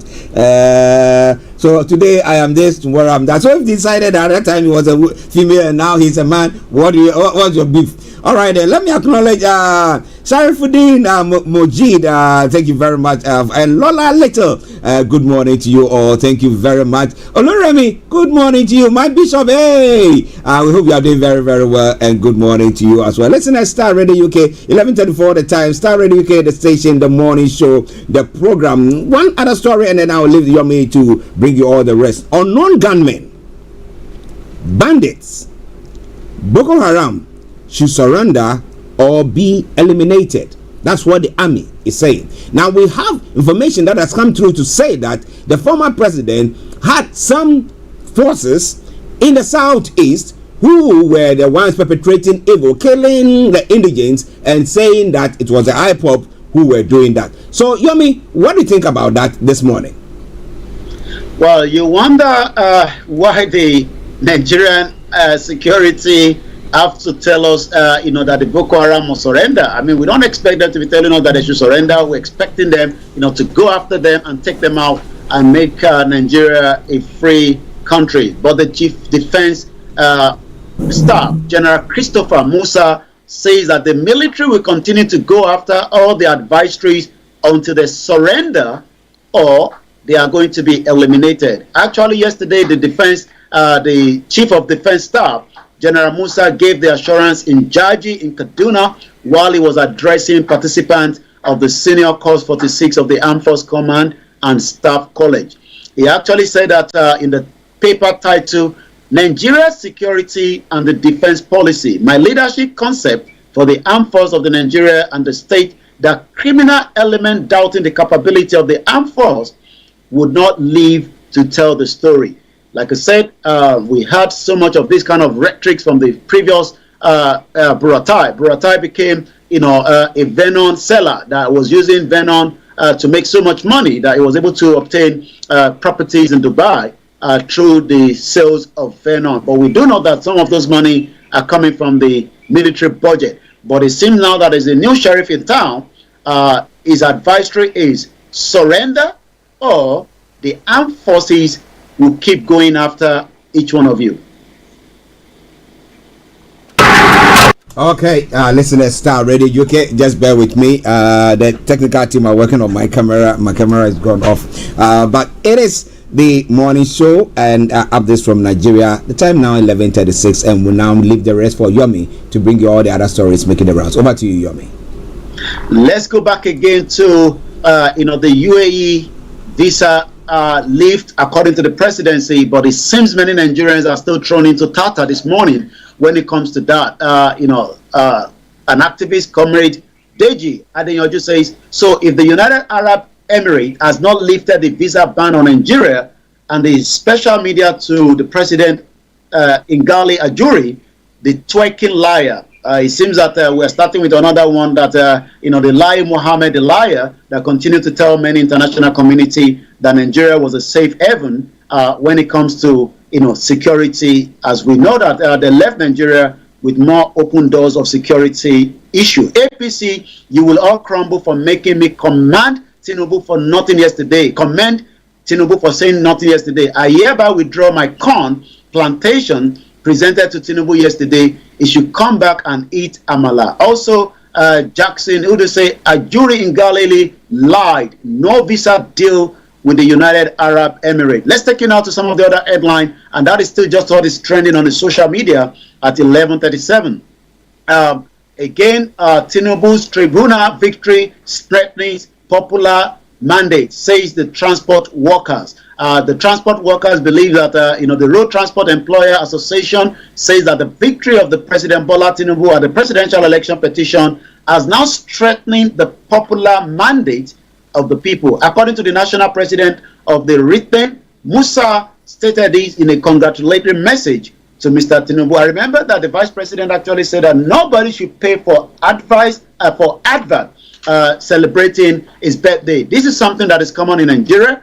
You pay, and if you're in the government, then you start seeing this is a congratulatory message coming from so, and he actually said he doesn't want such, that is not necessary at this particular time. Let's take a few more from what is trending on that as well. We know that we've been talking about the G20 summit, as we know that the US President Joe Biden actually hails the economic reform of President Bola Ahmed Tinubu. Again, it might look like it's all done and dusty, but it seems that Etiosa, the Lagos Federal Constituency, over inconclusive red poll. Tribunal have now ordered a rerun. Banky W of the PDP, who was declared second in the poll, and the APC Ibrahim Obanikoro had filed petition to challenge the elections of the February 25th. But the National Assembly Election Petition Tribunal that has been sitting at the Fabalewa Square, TBS, Lagos, has now nullified the return of Mr. Thaddeus Atta of the Labour Party as the duly elected representative. So there might be some kind of mock campaign in that particular location, but it seems that rerun is definitely going to take place. At 11:39, it is still the finest African and Caribbean radio station in London. Wike says that, let us, have faith in this government. Wike is the current minister for FCT, and he's been a very advocate when it comes to the PDP, but it seems that Wike, as we know, it's not yet been suspended, even though the PDP are finding every solution to see if they can suspend him. But Tinubu feels your pain, and they renew hope, not a mere talk. Wike, the former governor of Rivers State, is giving the assurance to Nigerians. He wants the best for the country, and that is why I said I will serve in his cabinet, because he has shown Nigerians that he feels their pain. This is coming from Nelson Wike, as he continues to say the President Bola Tinubu is feeling the pain of many Nigerians. This was taking place yesterday at the Minister of the Federal Republic Territory said this during the flag off of the rehabilitation of the roads in the Gaki area of the state. Well, let's come back again to the social media at 11:41. Within the next 6 days, there will be another total lockdown from the Biafra government in exile that says that we are not going to see Nnamdi Kanu held at the DSS for what the United Nations have talked about. The internationals have said that rendition and kidnapping is not allowed in the 21st century. But it seems that the former president was able to kidnap him.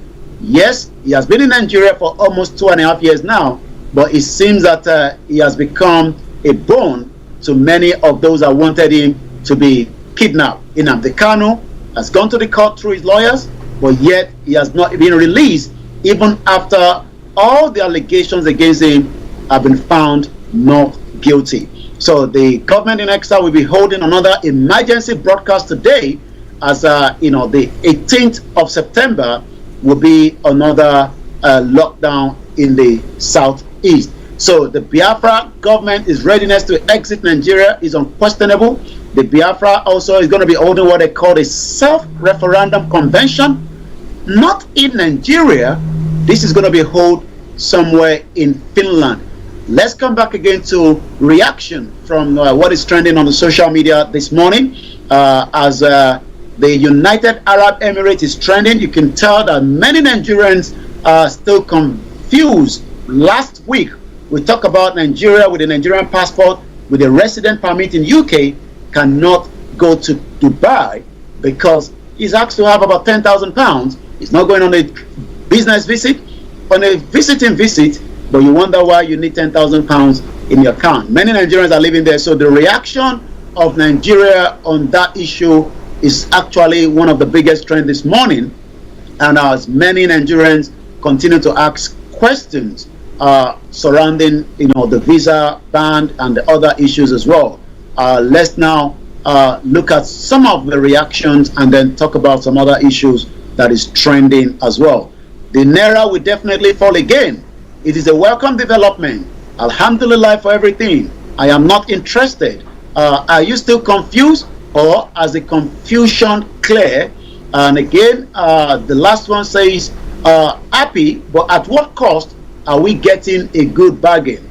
This one says, all APC media have been doing since June is republishing the same news that was released during Buhari's tenure. So you can see some of the argument there that is being trending. Again, as Ilorin continue, with the case between, the young man that was kidnapped from Ibadan, the case will resume back. It's been a lot of tension between the traditional, in Ilorin and the Muslim in that particular state, and we hope the state will look into it as well.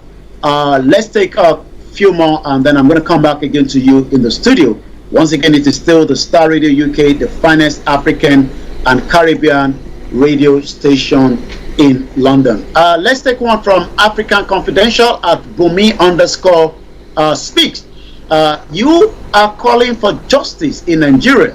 Do you even realize that you're actually calling for a disintegration with a question mark? Nigeria was founded on impunity and are sustained by corruption and injustice. So an end to injustice is actually an end to Nigeria. Why then oppose the agitations for the breakup of Nigeria? That also is coming from another person's Fubura says, any traditional ruler, even if he is from my place, who is supporting cultism, I assure you that, as I have stated, with Anwada, I will come after you. You can tell there is a lot of tension out there. Showore has his son celebrating birthday, and we say happy birthday because we know that Showore has been to the studio. Says happy birthday to my comrade son, Komi Showore. Showore has not been able to go to America. I believe his passport is still being held, and it seems that Showore remain in Nigeria as they continue to fight so many other injustices. I'm going to take one last one, and this is actually coming from Dr. Kemi Olunloyo. He says, and I quote, this was 14 hours ago. There's been a training video that has been circulating, and she's responding to that. Mr. Said Ola Sukomi says she was never Moyo's boyfriend, let alone a fiancé. The same way Tiwa lied that Abolo was someone she used to date, Said has said that Moyo paid her as a gigolo to have sex and make a tape, and that tape is now in the public domain. He also said that he has another 2 other Nollywood women who paid him for the video of the sex, but those names are shocking. This one will rock again. Doesn't look like Moyo has a case right now. These are some of the trending on the social media this morning, and at 11:46 I'll come back again to you in the studio, Mr. Archie. Well, listeners, Mr. Olayomi Koiki in our North London studios, bringing you updates from Nigeria. Archie here in the South Studios, 11:46 the time.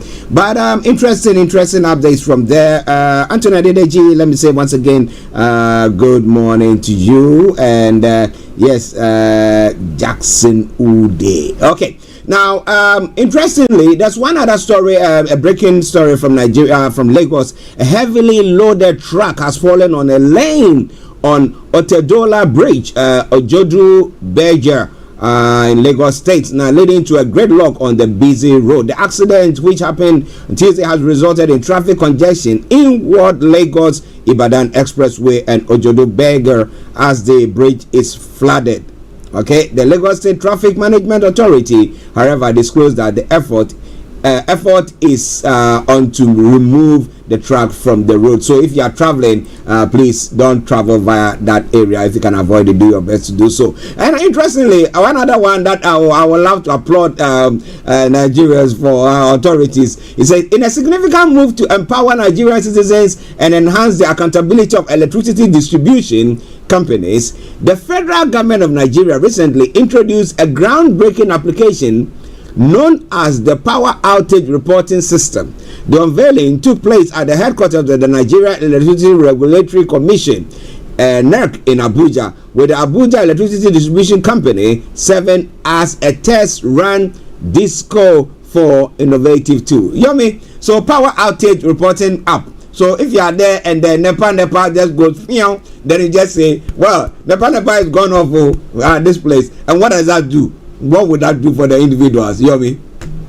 Well, what would that do for the individual is almost the same as the federal government have now delisted 37 illegal loans apps.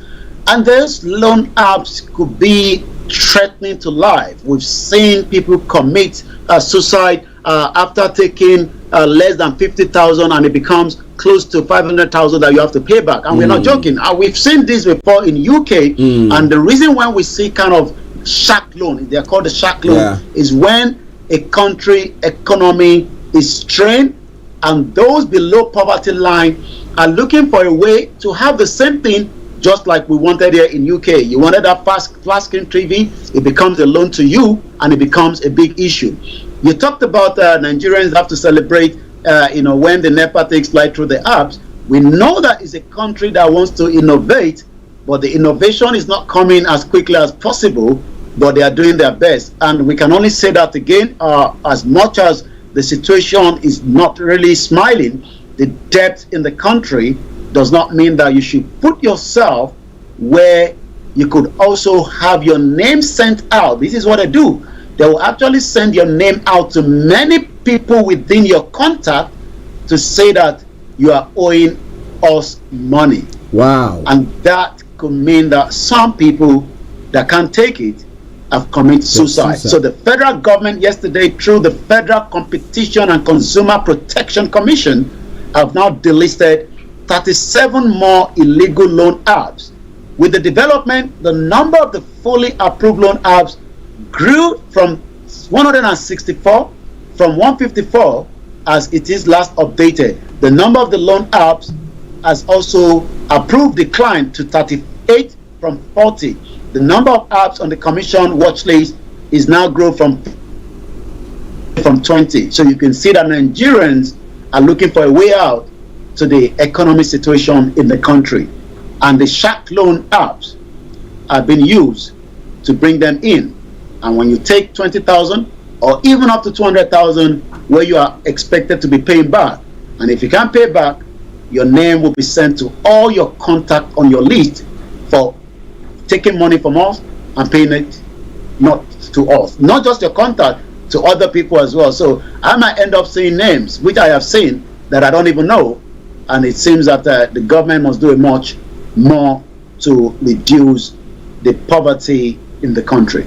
Well, listeners, that's what maybe Wike was saying. He says that, look, the president has got good ambition, good plans for the whole of Nigeria, so let's trust him. Well, what do you think about all that? Now, interestingly, yesterday after the program, someone was asking me about Chief Sunday Igboho's mom, and was asking whether burial has taken place, and I said I'm not very sure, but once we come on air this morning, I was going to ask Yomi, what is the latest update of Chief's mom?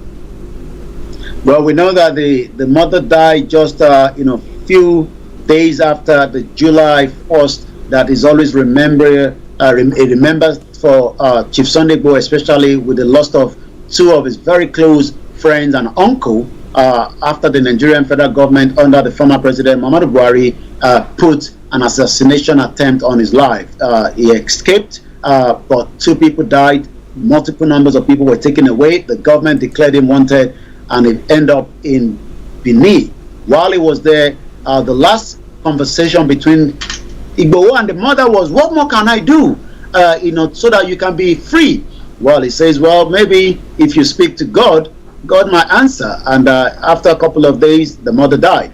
That has a spiritual significance for the Yoruba people, that it seems that the mother has taken a message somewhere for hope on him. We know that Igboho, the government right now hasn't said much. The mother has not been buried. I can confirm that to us right now. The mother has not been buried, but we are still behind the curtain. There's a lot of conversation going on. But for now, we can only say that the government of Benin Republic, President Patrick Talon, has kept him there so that he can be there for his own, not just safety, according to the law, international wise. He has been in the same position like Igboho, just like Tinubu was at that point when he was in exile in London until Abacha died, and the rest is history. So being in exile is not a crime. It's just that it takes time to walk back when Igboho will finally return back to Nigeria at the appropriate time. Okay, listen, let's start ready. Okay, just another one, just a quick one. Now, what do you call him? Okay, the name is eluded me. I was bringing Sowere's case. Now, in Sowere's case, why hasn't he been either, whether he's going to be facing prison or whatever charges that they've leveled against him, and then he'll be given the freedom to travel? Why are they still holding on to him there? I mean, so he's in Abuja all the time. He cannot leave Abuja and go elsewhere. Sowore case between the federal government is got to do with Sowore called for #revolution now, and it seems that the federal government was not really pleased with such. Sowore was picked up, and since then Sowore has been going to the court. His passport was taken off him. We knew that Sowore had what we called house arrest until just before the beginning of the campaign for the election. Sowore was eventually released and allowed to contest. And since then, the case has still been ongoing. He's not yet a free man, but he's still challenging what we can say between the Federal High Court and the Omoyele Sowore of what we call the 2019 Revolution Now protest that the federal government says was illegal.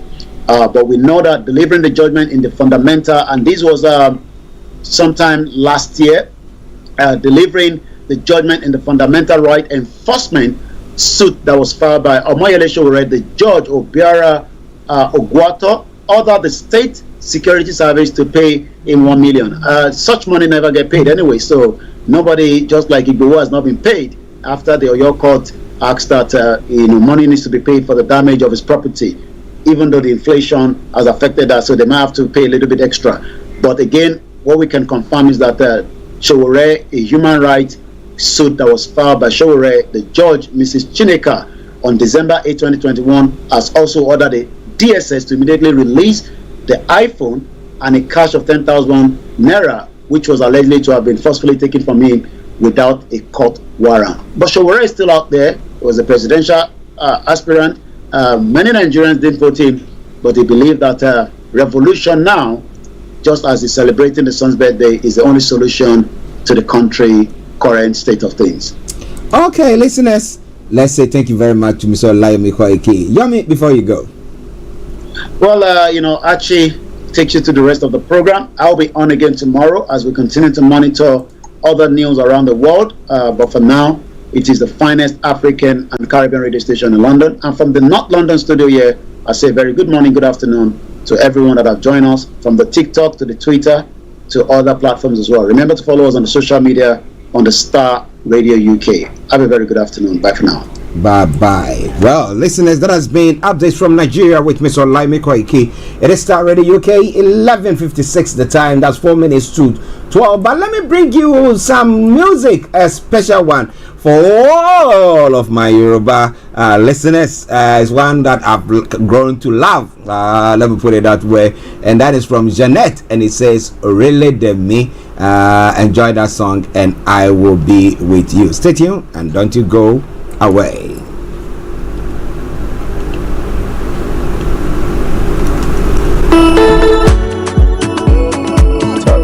Talk dog.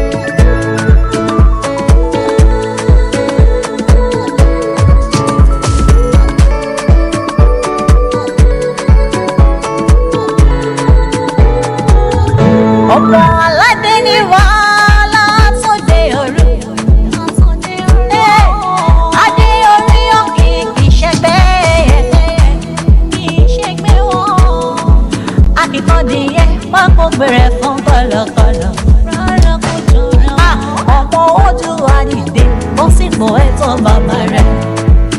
Èmi ọ̀pọ̀lọpọ̀ aráyé, èmi ò sọ nípa orílẹ̀-èdè mi. Ohun tí mo fẹ́ ni mo fẹ́, èmi fòmìnira orílẹ̀-èdè Yorùbá. Mi ọ̀pọ̀lọpọ̀ aráyé, èmi ò sọ nípa orílẹ̀-èdè Yorùbá. Ohun tí mo fẹ́ ni mo fẹ́, èmi fòmìnira orílẹ̀-èdè Yorùbá. Ìlú tán lọ́rùn fẹ́ lọ lọ́rùn yọ.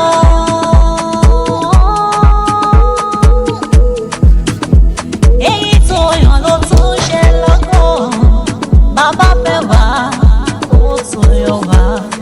Wọ́n ṣe wá lọ́kàn, ó tún wá fẹ́ lọ́kàn nísìn. Èmi ọ̀pọ̀lọpọ̀ aráyé, èmi ò sọ nípa orílẹ̀-èdè mi. Ohun tí mo fẹ́ ni mo fẹ́, èmi fòmìnira orílẹ̀-èdè Yorùbá. Mi ọ̀pọ̀lọpọ̀ aráyé, èmi ò sọ nípa orílẹ̀-èdè Yorùbá. Ohun tí mo fẹ́ ni mo fẹ́, èmi fòmìnira orílẹ̀-èdè Yorùbá. Ọlọ́run nílé jọ̀wọ́ má ṣe wòran mọ́. Ìyà ìsọ̀kẹ́ kò pọ̀jù lórílẹ̀-èdè. Ṣé bí wọ́n ló gbé àwọn ebèrò dèjà? Bàbá mi dìde jọ̀wọ́ jẹ́rìí ara rẹ̀. Èmi ò mọ̀ lọ́wọ́ aráyé. Èmi ò sọ. Orílẹ̀-èdè mi by Jeanette. This afternoon, exactly gone 12 o'clock here in London. And I want to welcome you all back to the program. It is Starr Radio UK. But before we continue any further, let me announce this one. This afternoon, exactly at 1:30, BB Clement will be coming your way with BB Means Business. And she'll be hosting a group of what we call them, should I say macho when it comes to real estate or big hooks. Okay, he says that join me and my guests, Bimbola Osagi, the GV Queen, and Dr. Olumide Emmanuel today at 1:30 on the BB Means Business Show as they give a foretaste of the upcoming Global Real Estate World Summit UK.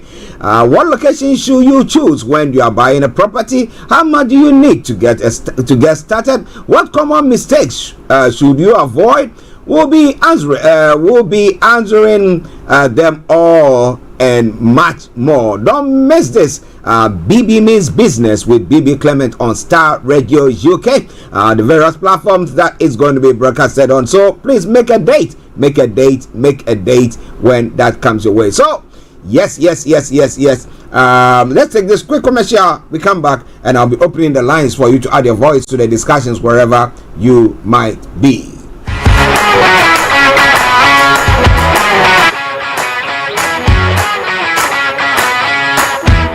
The Global Real Estate Wealth Summit with Dr. Olumide Emmanuel will be happening live in October in a city of the United Kingdom. It will be an event like none other. 1 day, 8 speakers, 10 sessions. Date, Saturday 14th October 2023. Register now to qualify for the 30% discount offer.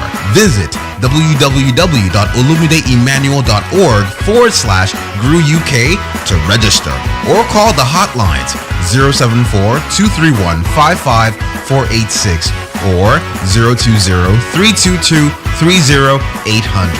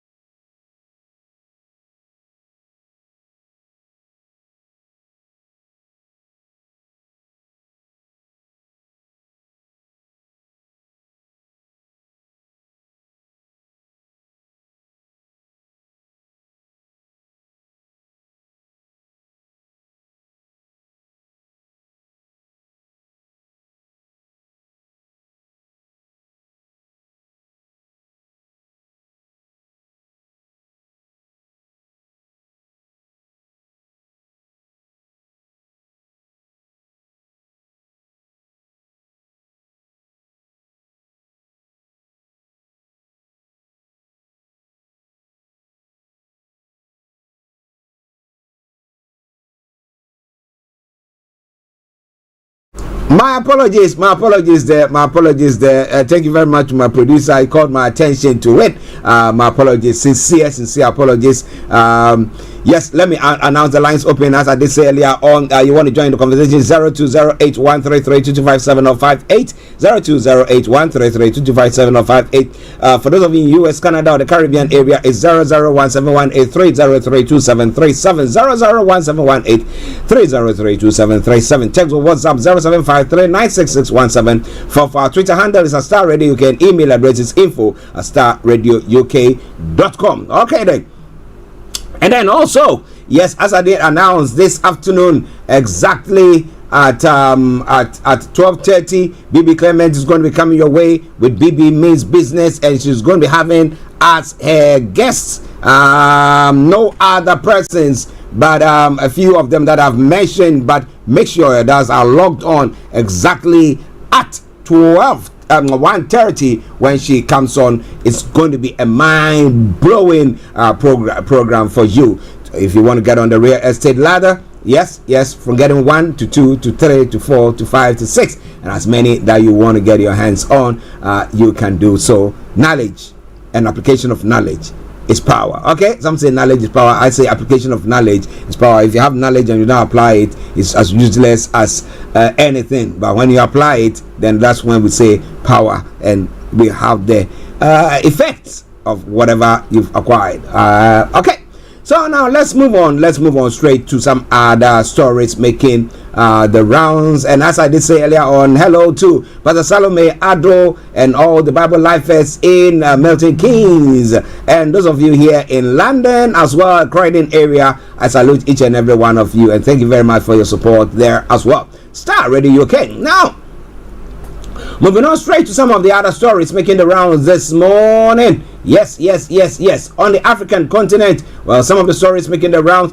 Burkina Faso seem to be, Morocco seem to be still leading the stories this morning. But what do you think about all that? Now, Burkina Junta lifts radio station suspension over Niger coup criticism. Radio Omega was ordered off the air on August 10, but has had the suspension lifted. Communications Minister and government spokesperson Rimatalba has said, well, they were criticizing another country, a neighboring country, and the authorities said you cannot do that. They're virtually not just protecting them by mouth, but by actions as well. So kudos to them. Now, Sky Mali cancels flights to Timbuktu after shell attack. The airline Sky Mali has announced on Monday to cancel its weekly flights to and from Timbuktu and Gao in the north of the country following an attack. Okay, those are some of the stories making the rounds there. And then Italy suspends Pogba after doping accusation. Whoa. Well, I hope that the necessary investigation is done and the truth comes out there. Challenging first year for Kenya's President William Ruto. It's been a challenging one for him. The story says that Kenya's William Ruto was inaugurated exactly 1 year ago, Wednesday, as the country's fifth president, and analysts have described it as a challenging one. He came to power promising to revive the listless economy, but and put more money in the pockets of small traders, informal workers, and other living hands to mouth. However, he imposed new taxes, and the cost of everything from petrol to electricity and food has increased, leaving many who voted for him disenchanted. Now, we have not seen any changes in the economy. In fact, things are getting worse and worse, said unemployment financier Robert Kiberenge. There's a lot of talking but very little action. These people promise heaven and earth but are not seeing what they promise. They are not delivering. The issue is that, well, they'll tell you that when they came into office, we didn't have the war and everything going on the way that it was going on, and the impact, we didn't actually think about it that way, but it seemed to be happening. Well, Zimbabwe's president has appointed the son, nephew as deputy ministers. Interesting. President Emerson Mnangagwa faced criticism on Monday for appointing his son, David Kodowashe Mnangagwa, as the Deputy Finance Minister in a new cabinet following his re-election. The move has raised concerns about nepotism within the government. Now, David Mnangagwa, 34, will serve as the Deputy to Finance Minister Mutuli Ikube, while the President's nephew, Tangali Mifidi Mnangagwa, was also named Deputy Minister of Tourism and Hospitality. This decision is part of the newly constituted cabinet consisting of 26 ministries. Ministries, local media has reported. Fadzayi Mahari, a lawmaker from the Citizens Coalition of Change, the CCC, criticized President Mnangagwa's cabinet, describing it as indefensible. She highlighted concerns about legitimacy, corruption, violence, nepotism, incompetence, ethical issues within the government. In another move that raised eyebrows, President Mnangagwa appointed a husband and a wife team, Christopher and Monica Matsvangwa, as ministers. Christopher Mavanga will lead a new ministry of Veterans of Liberation, while Monica Matsvangwa is the new Minister of Women's Affairs and SMEs. Now, David Mnangagwa, who recently graduated with a law degree from the University of Zimbabwe, entered Parliament through the youth quota system on the ZANU-PF party's list from Midlands Province. He is one of the presidents. Mnangagwa's reported nearly 2,000 children. It's not true. He's got 2,000 children. Well, he saw this royal seed, this military seed, right? Okay. Well. Listeners, it is Starr Radio UK. It is your favorite African and Caribbean radio station in London. Let's move on to Ghana as well. There's a few stories making the rounds there, and let's look at them.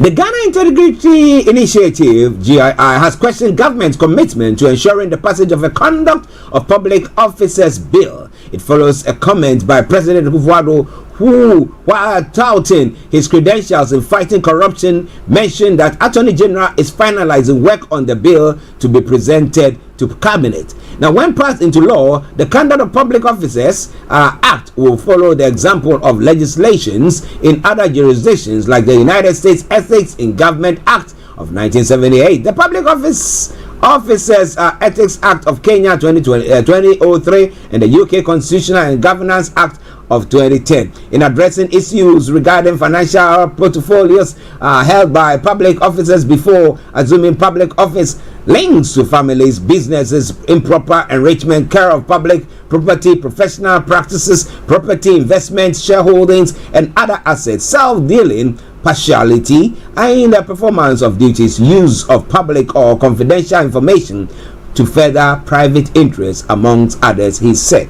Well, has the horse not bolted already? The president made this known on Monday, 11th of September, when he delivered a speech at the 2023 Bar Conference of the Ghana Bar Association in Cape Coast in the Central Region. But the executive director of GII, Mary Ada, in an interview, said government has not demonstrated enough commitment to getting the bill passed to scrutinize the conduct of public officers.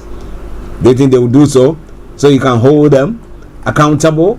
No way, Mose. What do you think about all that? It's all Starr Radio UK. But well, senior political scientist, which I did mention, what did I mention that yesterday or the day before, or on Friday? Asante has said that Akufo-Addo has sacrificed competence for loyalty. Well, so if you are loyal to him, then you can hold your position and nothing untoward will happen to you. It is all coming your way from Starr Radio UK, your favorite African and Caribbean radio station in London. One more story from Ghana and then we'll move on.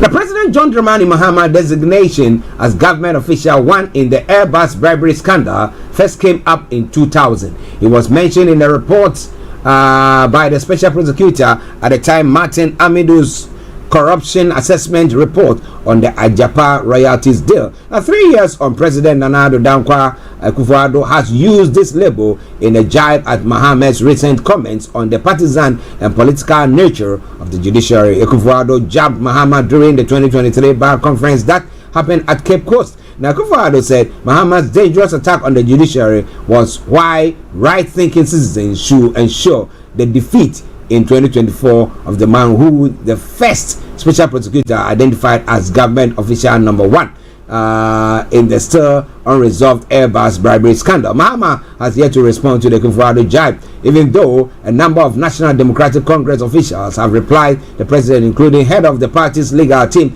Dudzi Kudzo Tamelo, who referred to Akufo-Addo as disillusioned. Now, the delusional president, Mr.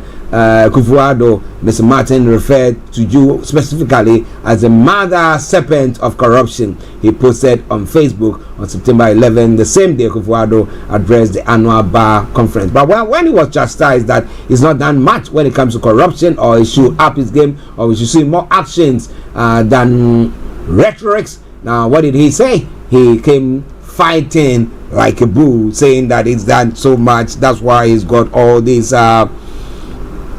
bodies. He's got the Office of Special Prosecuting and all sorts. But what do we see? Who has been,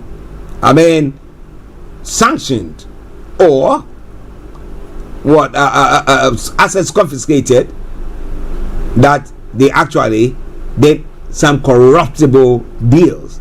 None. But I can tell you, in the house of a former minister, how much money has been found there. But well, we all live to see. So when we do all these things, I'm not saying that should happen, and then some people can sit back and see that, look, these people we just voted into power and they are there and they are doing nothing to help us, then what do you think will then happen? This is Starr Radio UK. This is the morning show. I am Archie, bringing you the rest of the program. In Russia space base possible venue for Kim and Putin talks. Now, Putin and Kim, friends in need of ammunition. That's how some of the headlines have captured it. Vladimir Putin and Kim Jong-un have a lot in common. Neither gets out much. The Kremlin leader hasn't left Russia this year. In Kim's case, make that 4 years. Now, both Russia and North Korea have been accused of becoming rogue states. Both are under heavy international sanctions. Both governments rail against the hegemony of the United States. Now, often a common enemy can bring leaders closer together. Your enemies, no, we don't say that. We have a common enemy, so we are an alliance, right? And so it is with Putin and Kim. There is a marriage made. If not in heaven, then certainly in the geopolitical realities of 2023. A bromance not exactly unlike former US President Donald Trump, who once declared that he and Kim Jong-un fell in love. The leaders of Russia and North Korea are less effusive in their public displays of affection. But both Vladimir Putin and Kim Jong-un see potential benefits from a closer relationship. So what has Putin got to gain from Kim? This is all coming your way from Starr Radio UK, your favorite African and Caribbean radio station in London.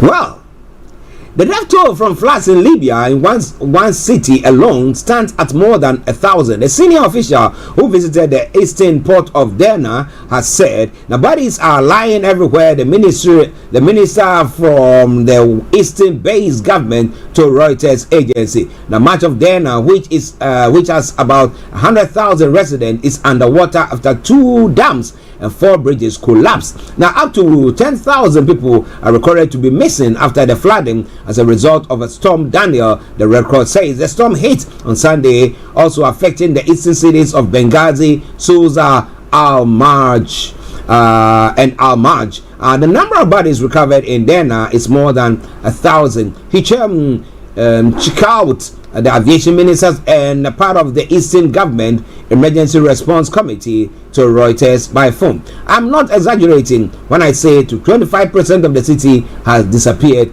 Many buildings have collapsed. Well. Interesting. What do you think about all that? It is Star Radio UK, your favorite African and Caribbean radio station in London. Now let's come to the UK.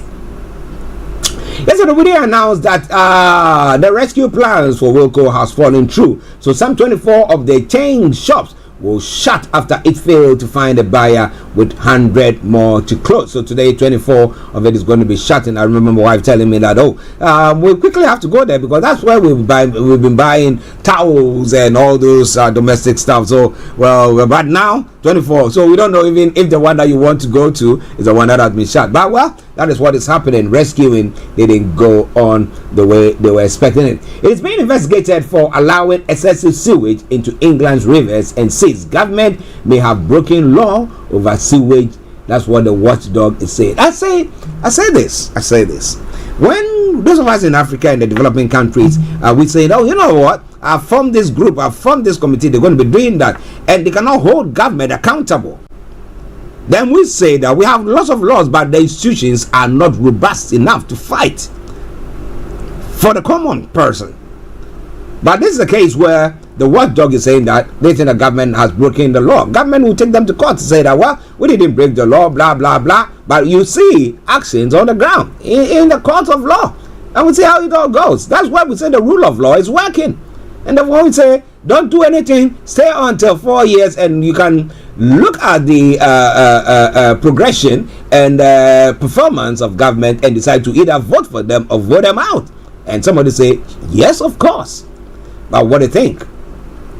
Well, when it comes to inflation, I don't know where we've got into now. Now, wage growth has caught up with rising prices for the first time in nearly 2 years, even as unemployment goes up. Now, regular pay, excluding bonuses, rose by 7.8% in May to July compared with a year earlier, matching the pace of inflation over the same period. Now, not everyone's pay will be rising by the amount. The figure is an average across the economy. There are also signs that jobs market is beginning to weaken, with fewer job vacancies and rising unemployment. Overall, the latest figures from the Office of the National Statistics (ONS) presents a mixed picture with a lot of moving parts. Now, Darren Morgan, Director of Economic Statistics of the ONS, said earnings continue to increase at record rates, while inflation, the measure of how fast prices and goods are and services are rising, has come down from its highs. So what are we going to be seeing? Are we going to be seeing something different from what is going on? This means people's real pay is no longer falling, he said. Listeners, it is Star Radio UK. So what happens there? Will the governor of the Bank of England raise interest rates once again, or are we going to see it coming down? What do you think?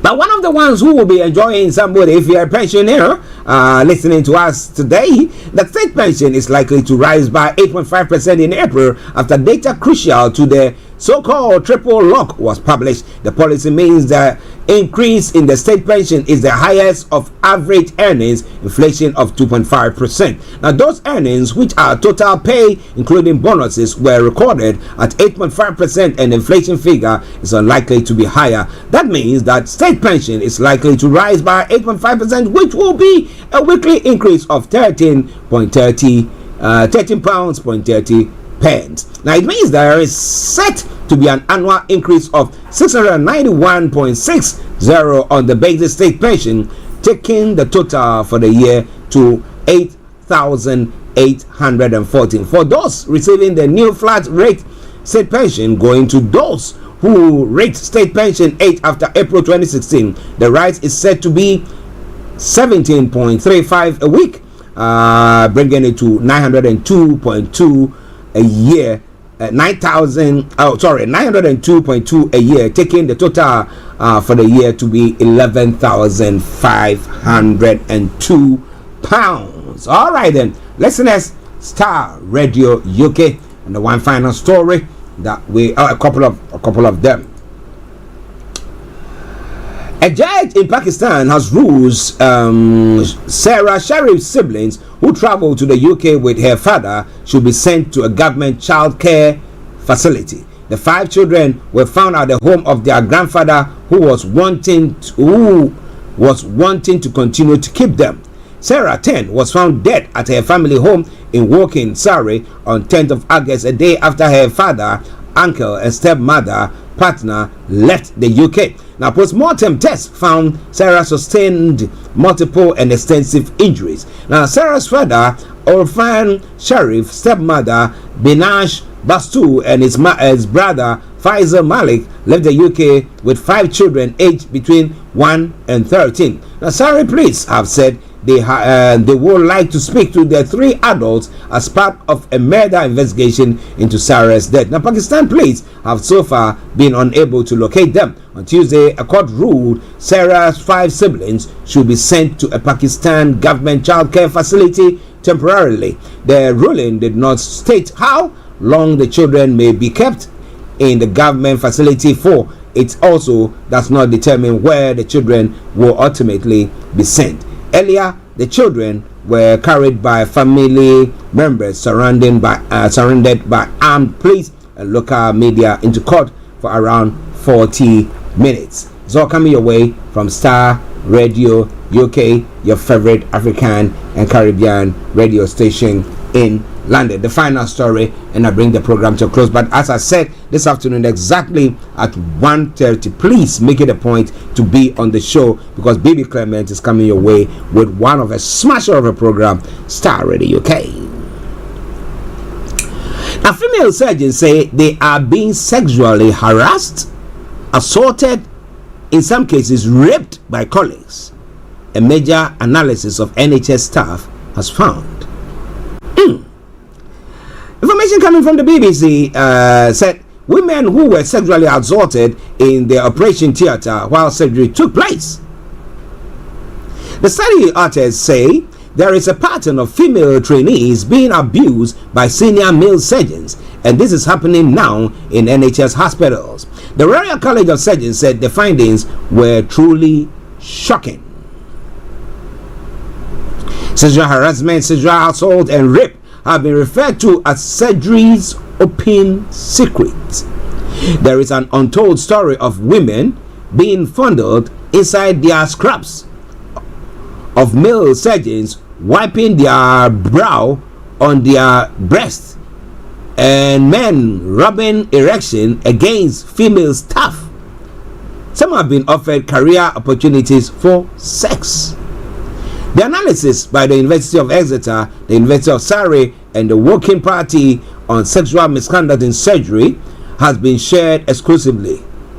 Now, nearly 2/3 of women surgeons who responded to the researchers said they had been the target of sexual harassment, and a third had been sexually assaulted by colleagues in past 5 years. Women say they fear reporting incidents will damage their career, and they lack confidence the NHS will take action. And that is a very, very scary one there. But if you are fallen victim to that, I think you know what to do. Somebody said, one of the witnesses said, even worse for her was the total silence of her colleagues. He wasn't even the most senior person in the operating theatre, but he knew that behavior was okay, and that's just rotten. This happened to Judith in the middle of the operating theatre, but the sexual harassment and sexual abuse extends beyond the hospital. A sad one. And that is where I bring the program to a close for today. And I'll bring you the song from Wuta, and it says Country Hot. And when that song ends and you don't hear from me, it's been me, Archie, saying have a top of the day. But let's take this commercial before we continue with that. Stay tuned, don't you go away.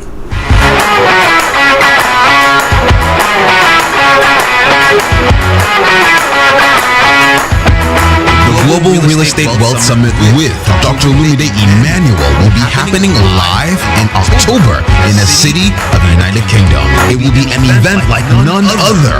One day, 8 speakers, 10 sessions. Date, Saturday 14th October 2023. Register now to qualify for the 30% discount offer. Visit www.olumideemmanuel.org/GrewUK to register or call the hotlines 074-231-55486 or 020-322-30800.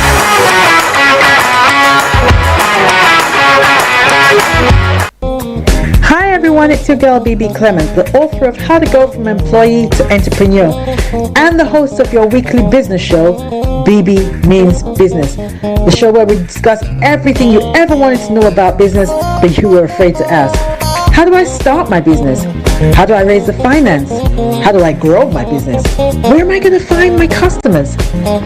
Join me every Tuesday at 1:30 p.m. on Starr Radio UK to get all the information and tips that you need to become a successful entrepreneur and become financially free. Remember, don't let life dictate to you. Rather, put your signature on life.